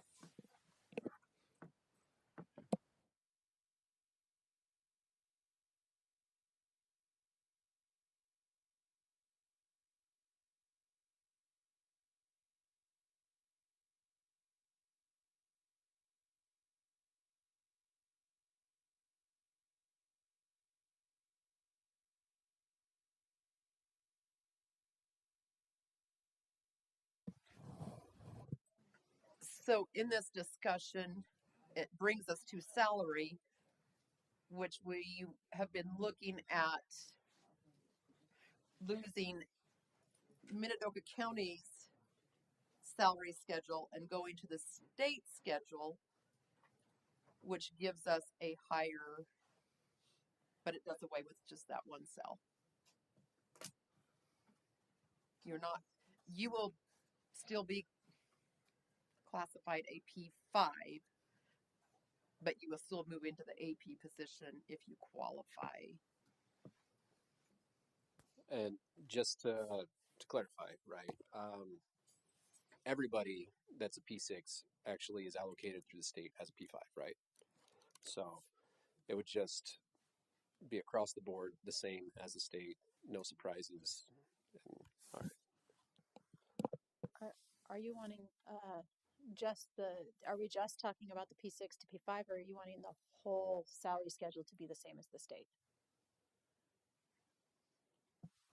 I was just looking at that differentiation between P6 and P5 because nobody else has a P6. And to make things closer to what the state has and to make monies agree, then it would be easier to bump P6s back to P5s. They're getting more money. And then you just work from there to get to your AP1.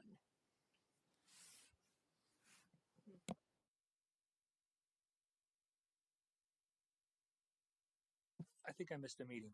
So the budget, is it based on the state salary schedule for 2026?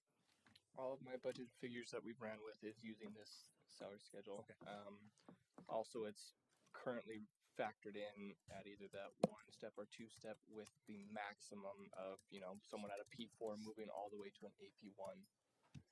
So there will be some discrepancies or some changes or buffers is what I would say of people that, hey, they are a P4 and they get stuck at a P5. Sorry, you have to qualify to get the AP1.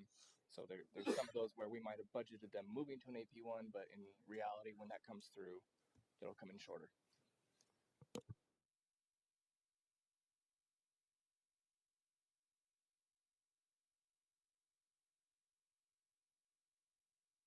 And those highlighted cells are the state minimums now, right? Yes. Correct. So For each of the areas. right. So if we had somebody who was, let's say, an R2 when we froze, and they qualified for that P1, they would make that jump no matter what. So that 2-row jump.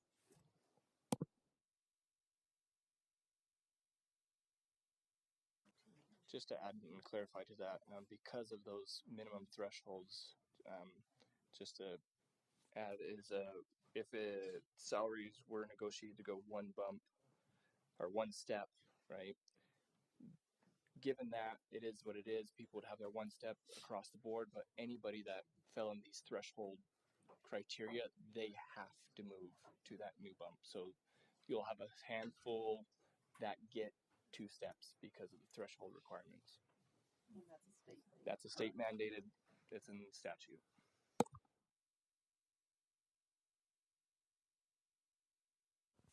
Do we know how many people potentially are there, or that would be hitting those thresholds?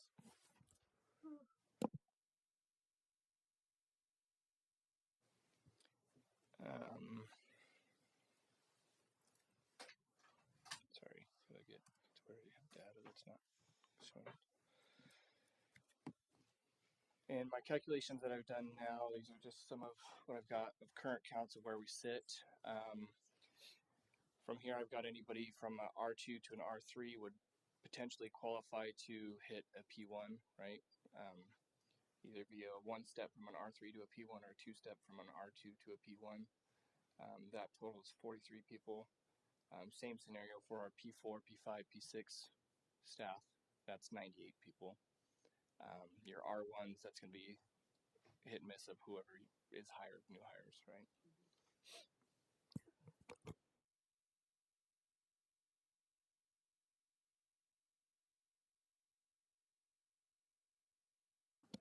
There's currently 64 P6 that would go back to, would be put into the P5 spot and then moved from there, correct? Or they'd move up. They would either Yeah, move they up would. or Yeah, that's what I down, whatever. mean. Yeah. Is, for example, I was at say I'm at a P5, and we're just throwing out that P6, okay?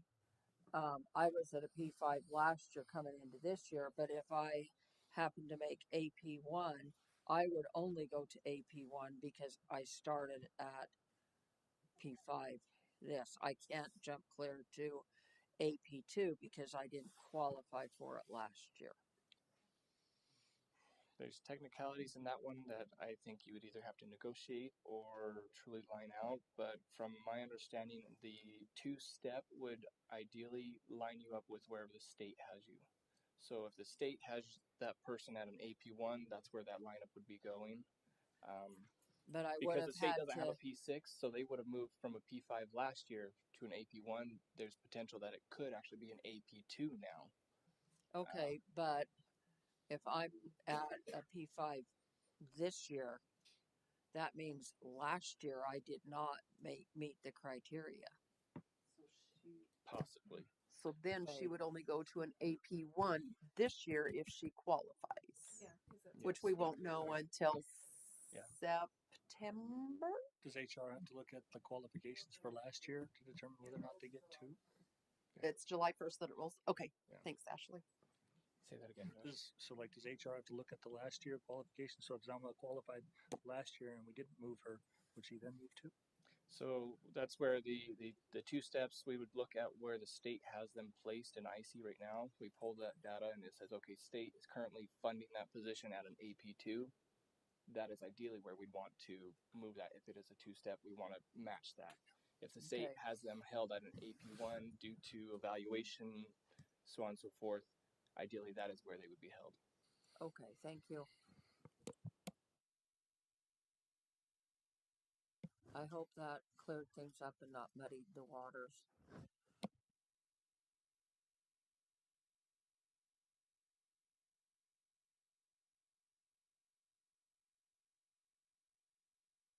I just have one more question. So the numbers that are that you gave us, the updated ones, did that include those that might qualify for those two steps, or is that just straight up one step for everybody, or two steps?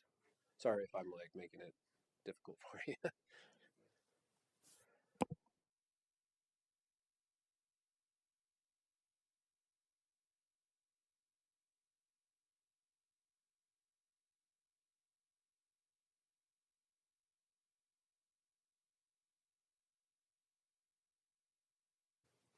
Okay, so this is the steps that I did to help with calculations.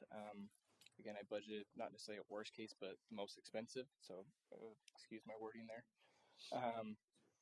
But this basically said anything from an R2 to R3, I made sure they moved two steps. Anything from a P4 to two-step, ignoring the qualification requirements, right? So if they're on a P5, ideally, let's budget at them hitting AP2, because maybe some will, maybe some won't. I want to err on the side of caution.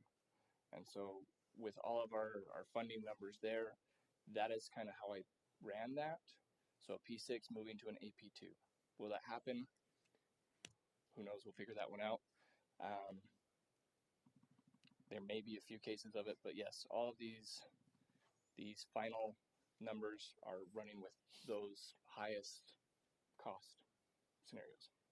So if everybody 100% jumps as high as they can These in numbers would those be rows, pretty dang okay. on the spot.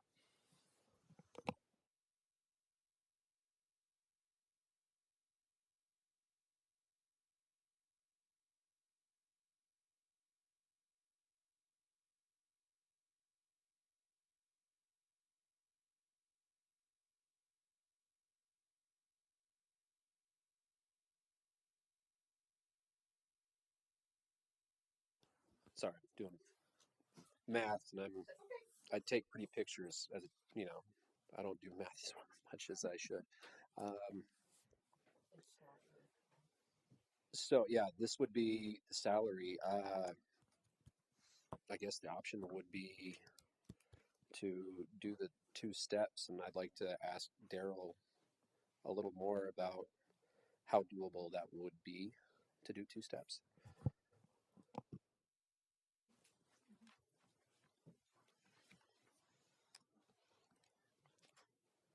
Two steps with the state insurance as we've gone. As we've kind of showing it here at the end, it's looking at year one, we'd be dipping into fund balance about $300,000. Year two, possibly about $500,000, give or take. doability of that, we have the fund balance to use it if need be. It is there. Ideally, this year we're probably going to see another increase in fund balance because this is the year when all those staffing cuts, those funding changes are actually going to be taking effect. With that, can we handle a couple years of going into fund balance? Yes. Long-term sustainability of it, again, comes back to looking at areas where we are heavy or not quite as efficient. Looking at areas that we can adjust, or maybe we can make adjustments to trim either expenses or to increase revenues. The only other things that we'd have to keep in are the multiple variables that we have already lined up of, okay, with your classified staff that we have going forward, moving them as people leave and we rehire that position, it's hired at a non-benefit eligible hourly rate or hours per day. With that, you're going to have to keep in mind with that reduction of hours, we are also going to need to make sure we keep in the back of our minds we still need to cover or have those staffing, so it won't always be a true reduction. There's going to be some instances where we need to again hire another staff in order to help with that workload, right? Other variables would be state legislation.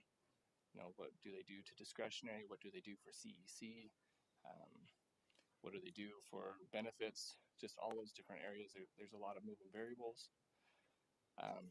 As far as my confidence level, I know we can get through 2 to 3 years and we'll survive.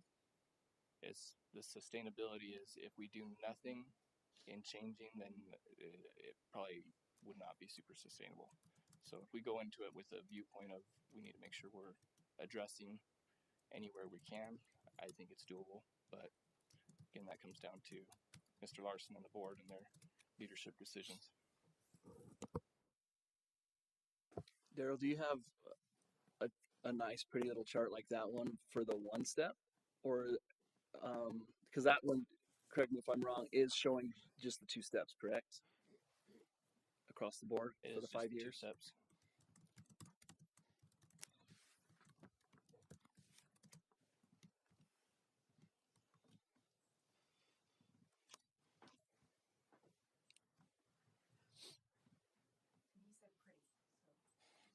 He said pretty. Yeah, pretty in 2 minutes. Yeah, Right? I'm looking for some art on there too, Daryl.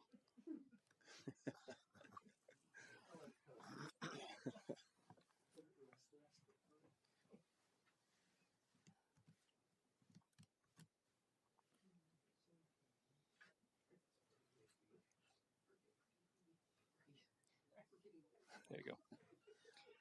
Could you make it I mean, bigger? 1, 2, 3, 4, 5. I've got an extra. I don't think we should overlook what he just did. I mean, that would have taken me 3 days. So.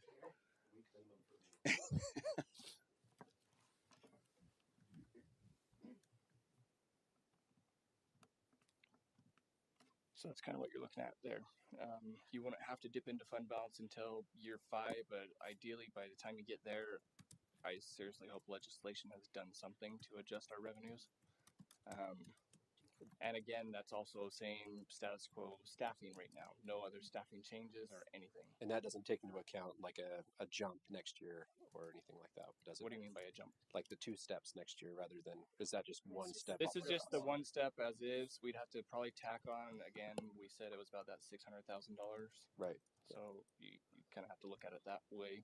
But again, you're going to have that difference of what is or isn't passed through from CEC or legislation, or how many staffing turnovers and changes do we have, reductions in insurance costs, all those different areas.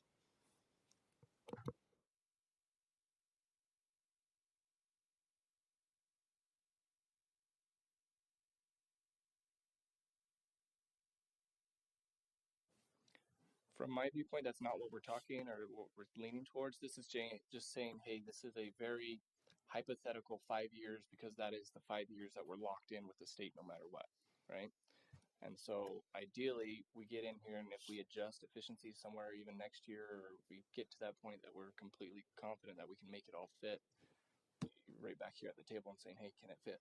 Cool, let's give the bump. If not, what do we need to keep looking at, addressing, and trying to do to make it so we can get there? Yeah.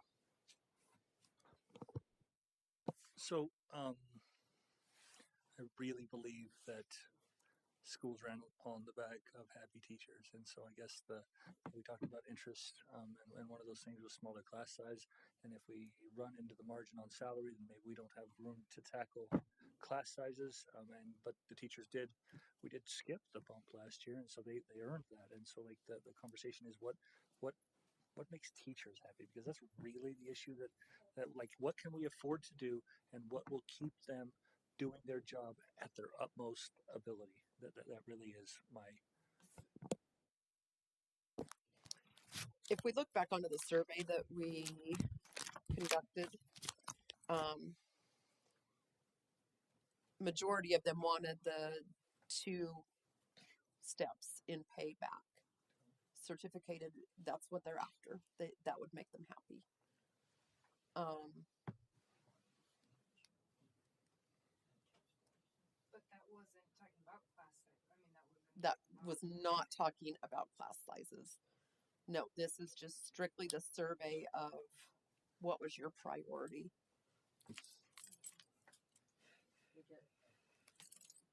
And the reason we put it, it's maybe not worded the best in the survey, but we felt like those were the high points that people wanted to do. And so, because this is the last year that we can go and get help to go to state insurance. We have wanted to get back so we're at the same level as the state and not a year behind. Those were the things that we felt most people would be interested in doing, and we didn't make a huge survey because we wanted to know we wanted to know the insurance question and the salary question. Those were the 2 most pertinent questions that we could ask, and so that's why we limited it to those.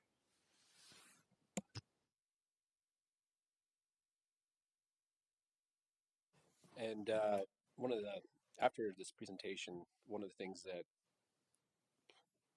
I would say 80% of the people that came and talked to me about were just being represented in the district as they are at the state. And this was mostly those that were eyeing retirement in the next couple of years to maximize those benefits before they do retire. That was their biggest concern, was just hitting those levels. I want to add on to my question a little bit. So like, I'm opening a can of worms, and I'm sorry, Mara. She's ignoring me. Mara. So like, so I know for me too. Really, my bedtime's in 42 minutes. We know. So, like, if you were going to retire next year, would it be over too many kids in your class, or the amount of money that you make? Like, what is like that really is like what is? Sorry, Yeah. Lauren, you don't have to answer if you don't want. I'm sorry. I'm sorry.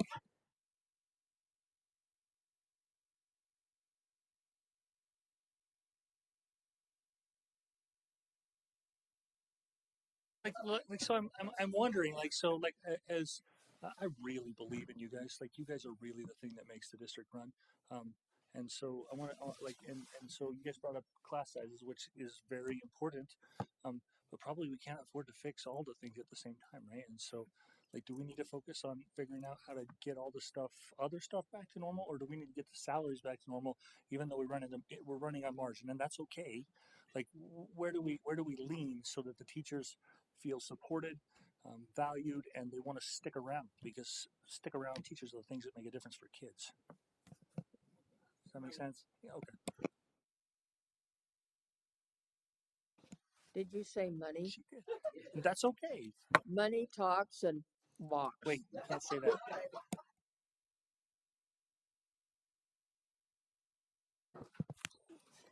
Well, no, and I would agree with that. I think that, you know, the longer you go without making teachers whole, the more difficult it becomes.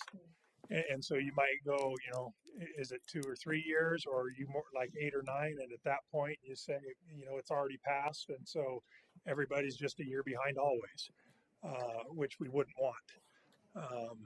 And even on the two-step options that Daryl had up there, you know, that's a big.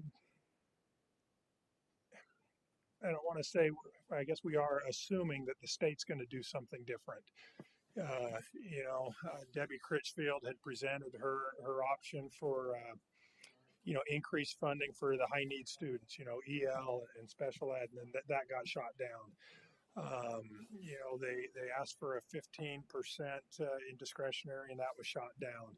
Well, at some point, that's, you know, we're assuming the state's going to do something. If they don't, we're probably in bigger trouble. But anyway, just a couple of thoughts. So Daryl, we can fund the things for a couple of years without having to go through. I don't want to do what we did last year again. That was Mm-mm. rough for everybody. We can't do that again. We can't. Yeah. So right now, well, as of June 30th of 2024, we had a fund balance of 4.9 million, right? And that's what was published in the Iowa News. That fund balance includes a good portion of levy projects that still need to be done, and just some of those other areas in the cash flow, right? All those different pieces that make up the fund balance. This year, I could see it increasing anywhere from 500 to a million, 500,000 to a million increase again, so that could take us up to 5. But from those increases, how much of that increase is again levy projects that still need to be accomplished, right? So we won't know that entirely until we start doing those final year end wrap ups and saying who, what, and where, and why. So if we just roughly said, hey, if it goes up by a million or so on and so forth, so let's roughly say we've got $6 million fund balance, we take half of it and say half of that is levy projects. Still need to be accomplished, still need to get done. That gives us $3 million. That is a little short of 1 month of operations, right? So our payroll and bills and so on and so forth. But if you're dipping into 3 million at a $300,000, $500,000, $700,000 rate, which ideally by year 3 something's already brought that down quite a bit. That is still plausible, doable. It is just dipping into your fund balance. Mr. Larson has mentioned a couple times right now that 15% that the legislation was going to do for that discretionary spending. We did the numbers on that. That would have been an increase of almost $400,000 to our discretionary. So it would have either wiped some of these or cut most of it in half. And it was presented by the school board as that's what they wanted. The governor presented it, matching it, and then legislation denied it. And so ideally, we'll see some sort of increase of funding coming down the line, ideally. But you're just playing with unknowns and variables. Daryl, outside of depending on the government to allocate us more money, what are like realistic ways? You mentioned like if there's other streams of revenue that can come, like what does that look like in real terms, practical ways to look at how do we generate more money in year 3? So generating more money especially for a school district is hard. Coming up with more revenues, yeah, good luck. You can do some stuff, but generating revenues just in business alone is hard. It's a lot easier to do a cut in expenses, right? In business classes, you'll go through and revenues usually come as a percentage. You have to spend so much to make so much, and so you're really only making a fraction of it. But if you can cut an expense, that's 100%, right? Just some of the expenses that we've kind of thought about, these are just brainstormings of, hey, what, if, where, and how. Every little penny counts, so it can go from anything as small as, hey, our soap and paper towel dispensers all use batteries, giant C batteries, which are not very common nor cheap anymore.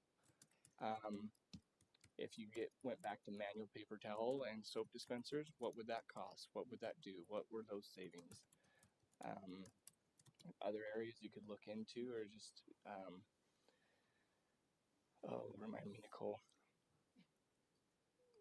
Well, you keep talking about these classified staff too. Like We you're have saying, as you replace classified staff, which, I mean, do we want to? People are worried though. You do that, and you're not going to have people that are wanting to take those jobs, right? Like because a lot of them are taking the jobs for the insurance. So now all of a sudden we're replacing that. But that is what you keep mentioning. That is a way that we could save money is that to is a way of hire them saving. at 7 hour employees. And again, it's not just replacing them, but you know, we at least with the group we currently have offered a higher wage, you know, to offset that. And then it was a choice at that point. That's something we could continue because it still saves on the back end. It's really looking at every department. Uh, just as a reminder, maybe people don't know this, but maybe they do. When Daryl took over in that first year, in my first year, I mean, it was a struggle. And then we found out the district was paying insurance premiums on people who weren't even employees. You know, there was a cost to that. And so as we look to just clean up everything that we do, you know, we're hoping it's not that there's going to be an increase in revenue, but as Daryl mentioned, it's going to be a decrease in our expenditures. And that's what we're hoping we can do to offset some of this. Tamara, just to add a little bit to your comment, because I know that is a concern that's been out there with staff. That differential from insurance, right, that loss of insurance for those classified, we've factored that we could look at, you know, if it does come down to the point where we're having issues getting classified, that's the difference there is roughly about $14 an hour. So there could be a 14 out anywhere from $3 to $14 an hour increase on that type of position to help attract more labor, more staff, and still have savings, right? So if we maxed it to 14, we're obviously losing the savings. But there's 14 additional dollars per hour on top of the stand at 14 that they start at right now. So they could be somewhere anywhere around 14 to $28 an hour, right? And that would be maxing out that insurance cost. So even if you gave them a $3, $5, or $8 raise on top of the standard, you know, you have someone coming in making $20 an hour as a para. You'll find people who are willing to take that. We're getting really close to 7 o'clock, but I also feel like we might be getting close to a resolution. So is it possible for us to take a very quick caucus? What do you guys think? Like just go talk real quick and then maybe we come back and it's just a possibility we have a resolution? You just want to talk? All in favor of a caucus?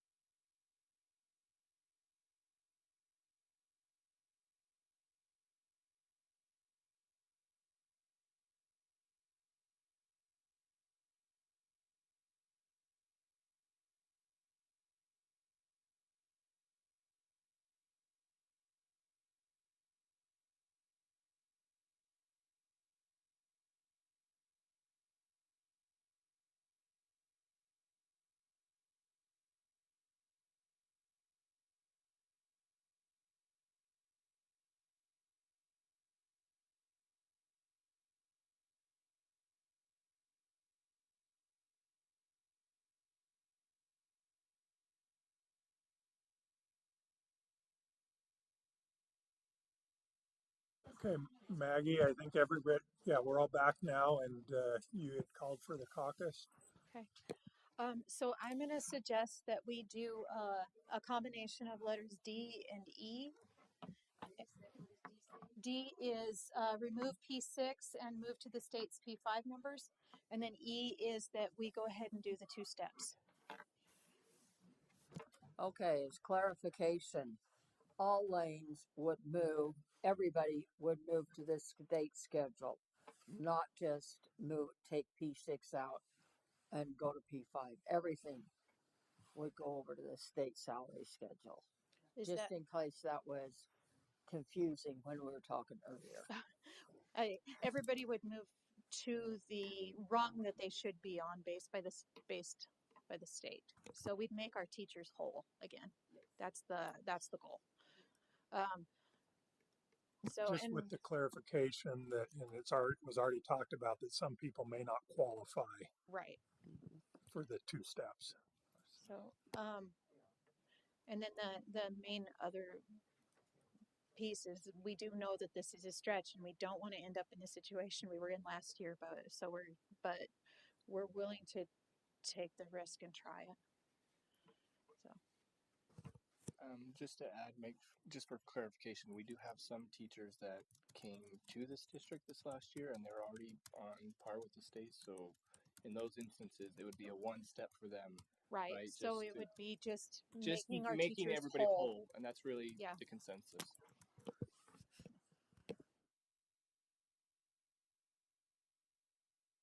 So do we vote on that now? Yeah. Is there any discussion?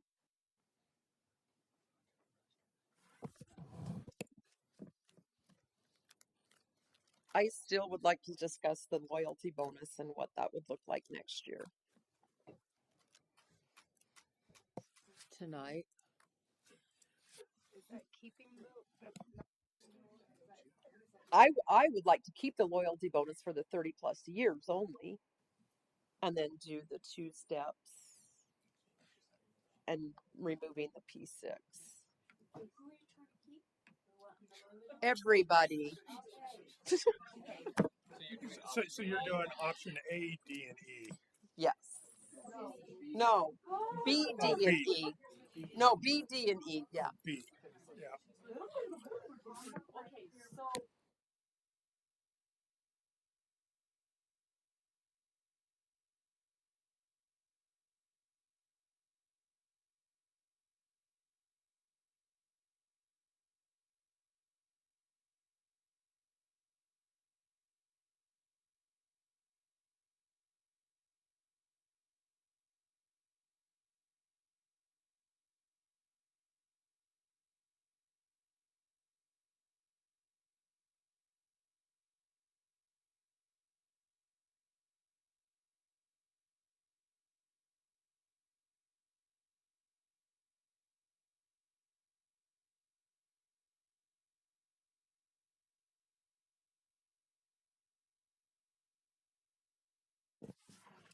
Daryl, is that can we afford that?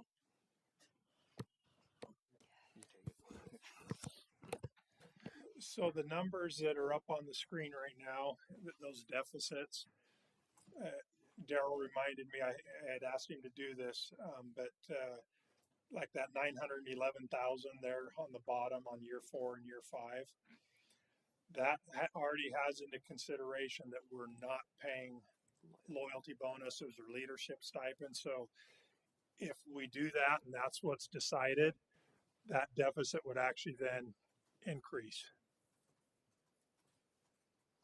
So Yeah. If that makes sense.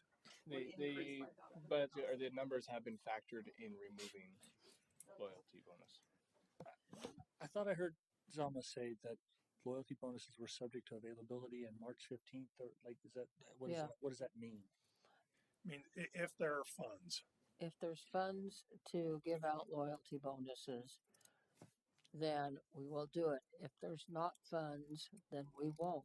So if we're broke, we don't. Yeah, it's that bottom line. It still also comes back to Mr. Larson making that call of whether we're broke or not. So bring him chocolate. We're broke. We're not right now. So to be clear, when we put when we leave that in, when we leave B in, that still is just if we have the funds. I mean, so that Hmm? so we could get Yes. down to year 3 and say we don't have the funds for that, Well, it's still Yes. Yeah. and that's still, Or even next year. If we or don't. even next year, Yeah. like right, like oh Yes. things look different and now we don't have the funds, so Yes. we okay. Because the funds have to be available in order for the loyalty bonuses to be given. the date knowing whether they're available or not has changed. Till later. Well, some of that too is trying to project out. So if we have to use fund balance monies and we use more than we anticipated, so while there's still money, I might say, hey, well, we need some for the next year to offset that. And so no, it's not available now. And people might look at that and go, oh my gosh, there's 2.5 million there, or 2 million, or whatever it is. But that's me trying to project, getting with Daryl and trying to project out for that year 3, year 4, that we're going to need funds here to offset those costs.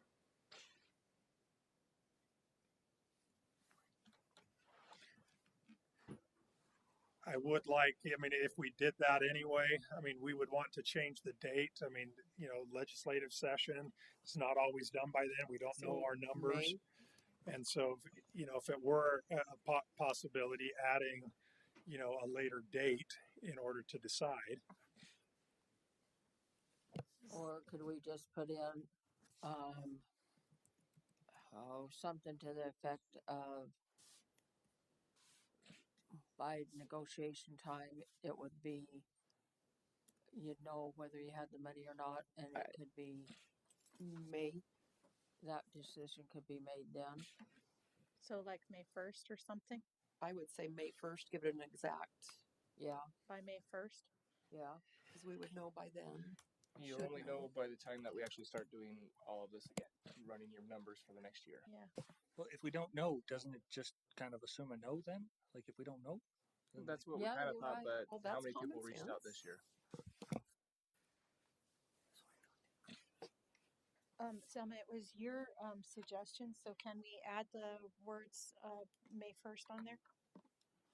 The loyalty What would May bonuses for 30 15th plus be years only, if we have the money by May 1st? Yes. Give you definitive.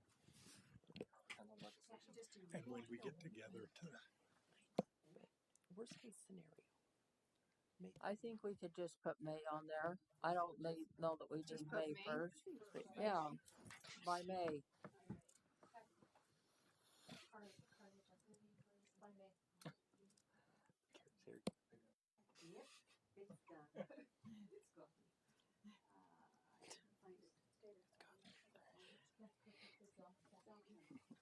Yes, she's in advance.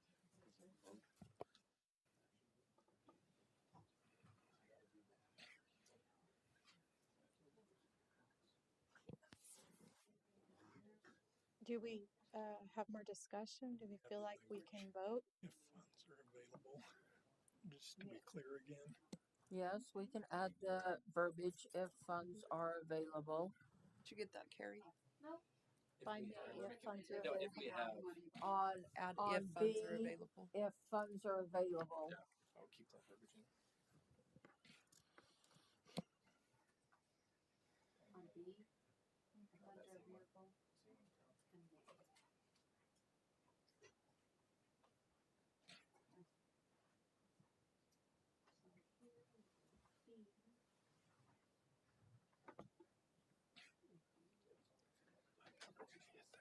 Hmm?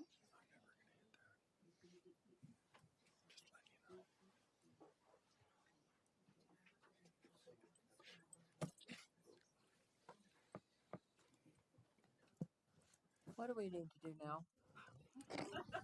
Sorry, I was just making a wisecrack. That better have been a wisecrack. Well, let everybody know. No. Are there any more options?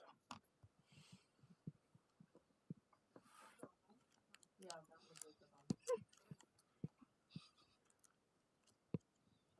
Well, if there are no more options, then we could vote on these. Yes. Yes. I'll rescind mine and we can just vote on the one option. Rescind option 1 and we'll just vote on option 2.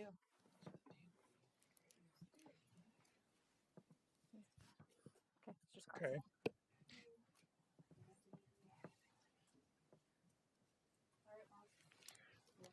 Okay, so we are going to go to option 2 down there at the bottom, which is B, D, and E, loyalty bonuses for 30 plus or staff that have worked 30 plus years in the district only. We'll let them know in May and only if funds are available. And then D, remove the P6 rung and move them to P5, which is where the state would have them. And then also E, which is trying to make staff whole with 2 steps of movement if they qualify.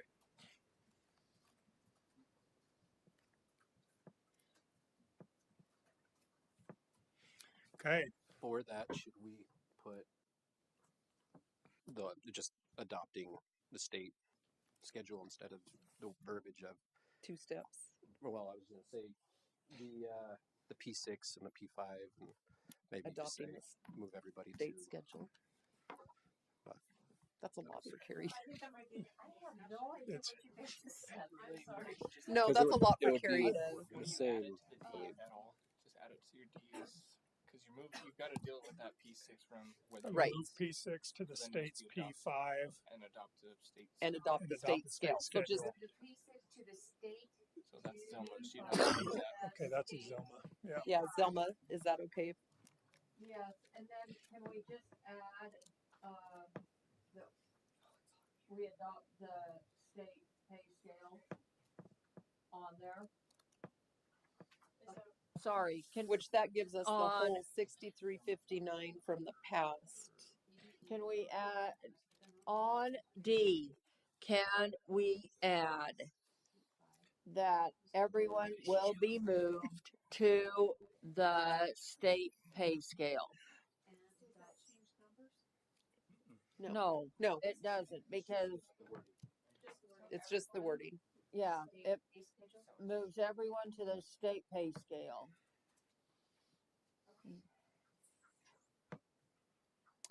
They're asking if you can zoom back out. Thank you. Focused on me? Don't like that. It probably was because you're in line of the. Everyone moves to the state pay scale. Is that Yes. Get that verbiage.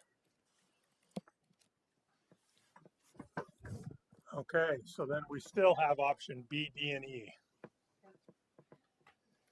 Okay, all in favor of option 2, B, D, and E, please show.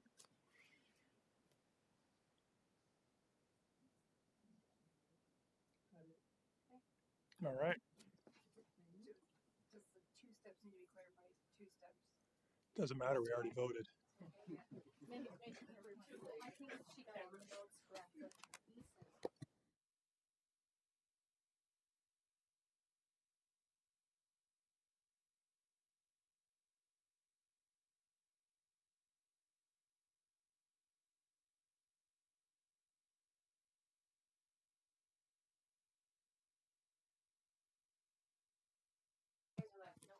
Do we have to come back tomorrow?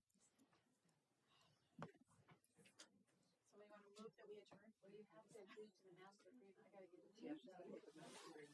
We will have to meet again and go over the finalized, well, I guess it won't quite be finalized, but the final draft of the master agreement. Just to make sure you guys all agreed that I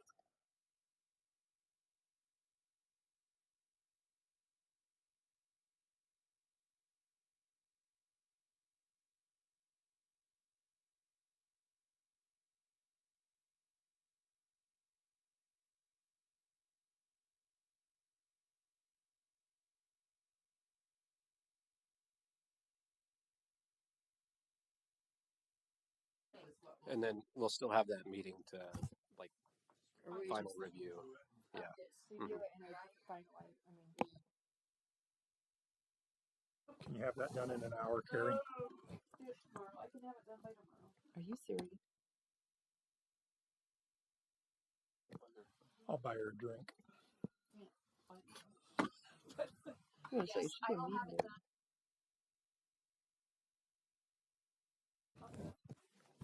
Okay. Is there a motion to adjourn? I motion to adjourn. Second. I would like to motion to adjourn this I meeting. second it. Okay, all in favor? Oh, sorry. All right. Someone used to say, We'll be back tomorrow at 4:15. oh, dear.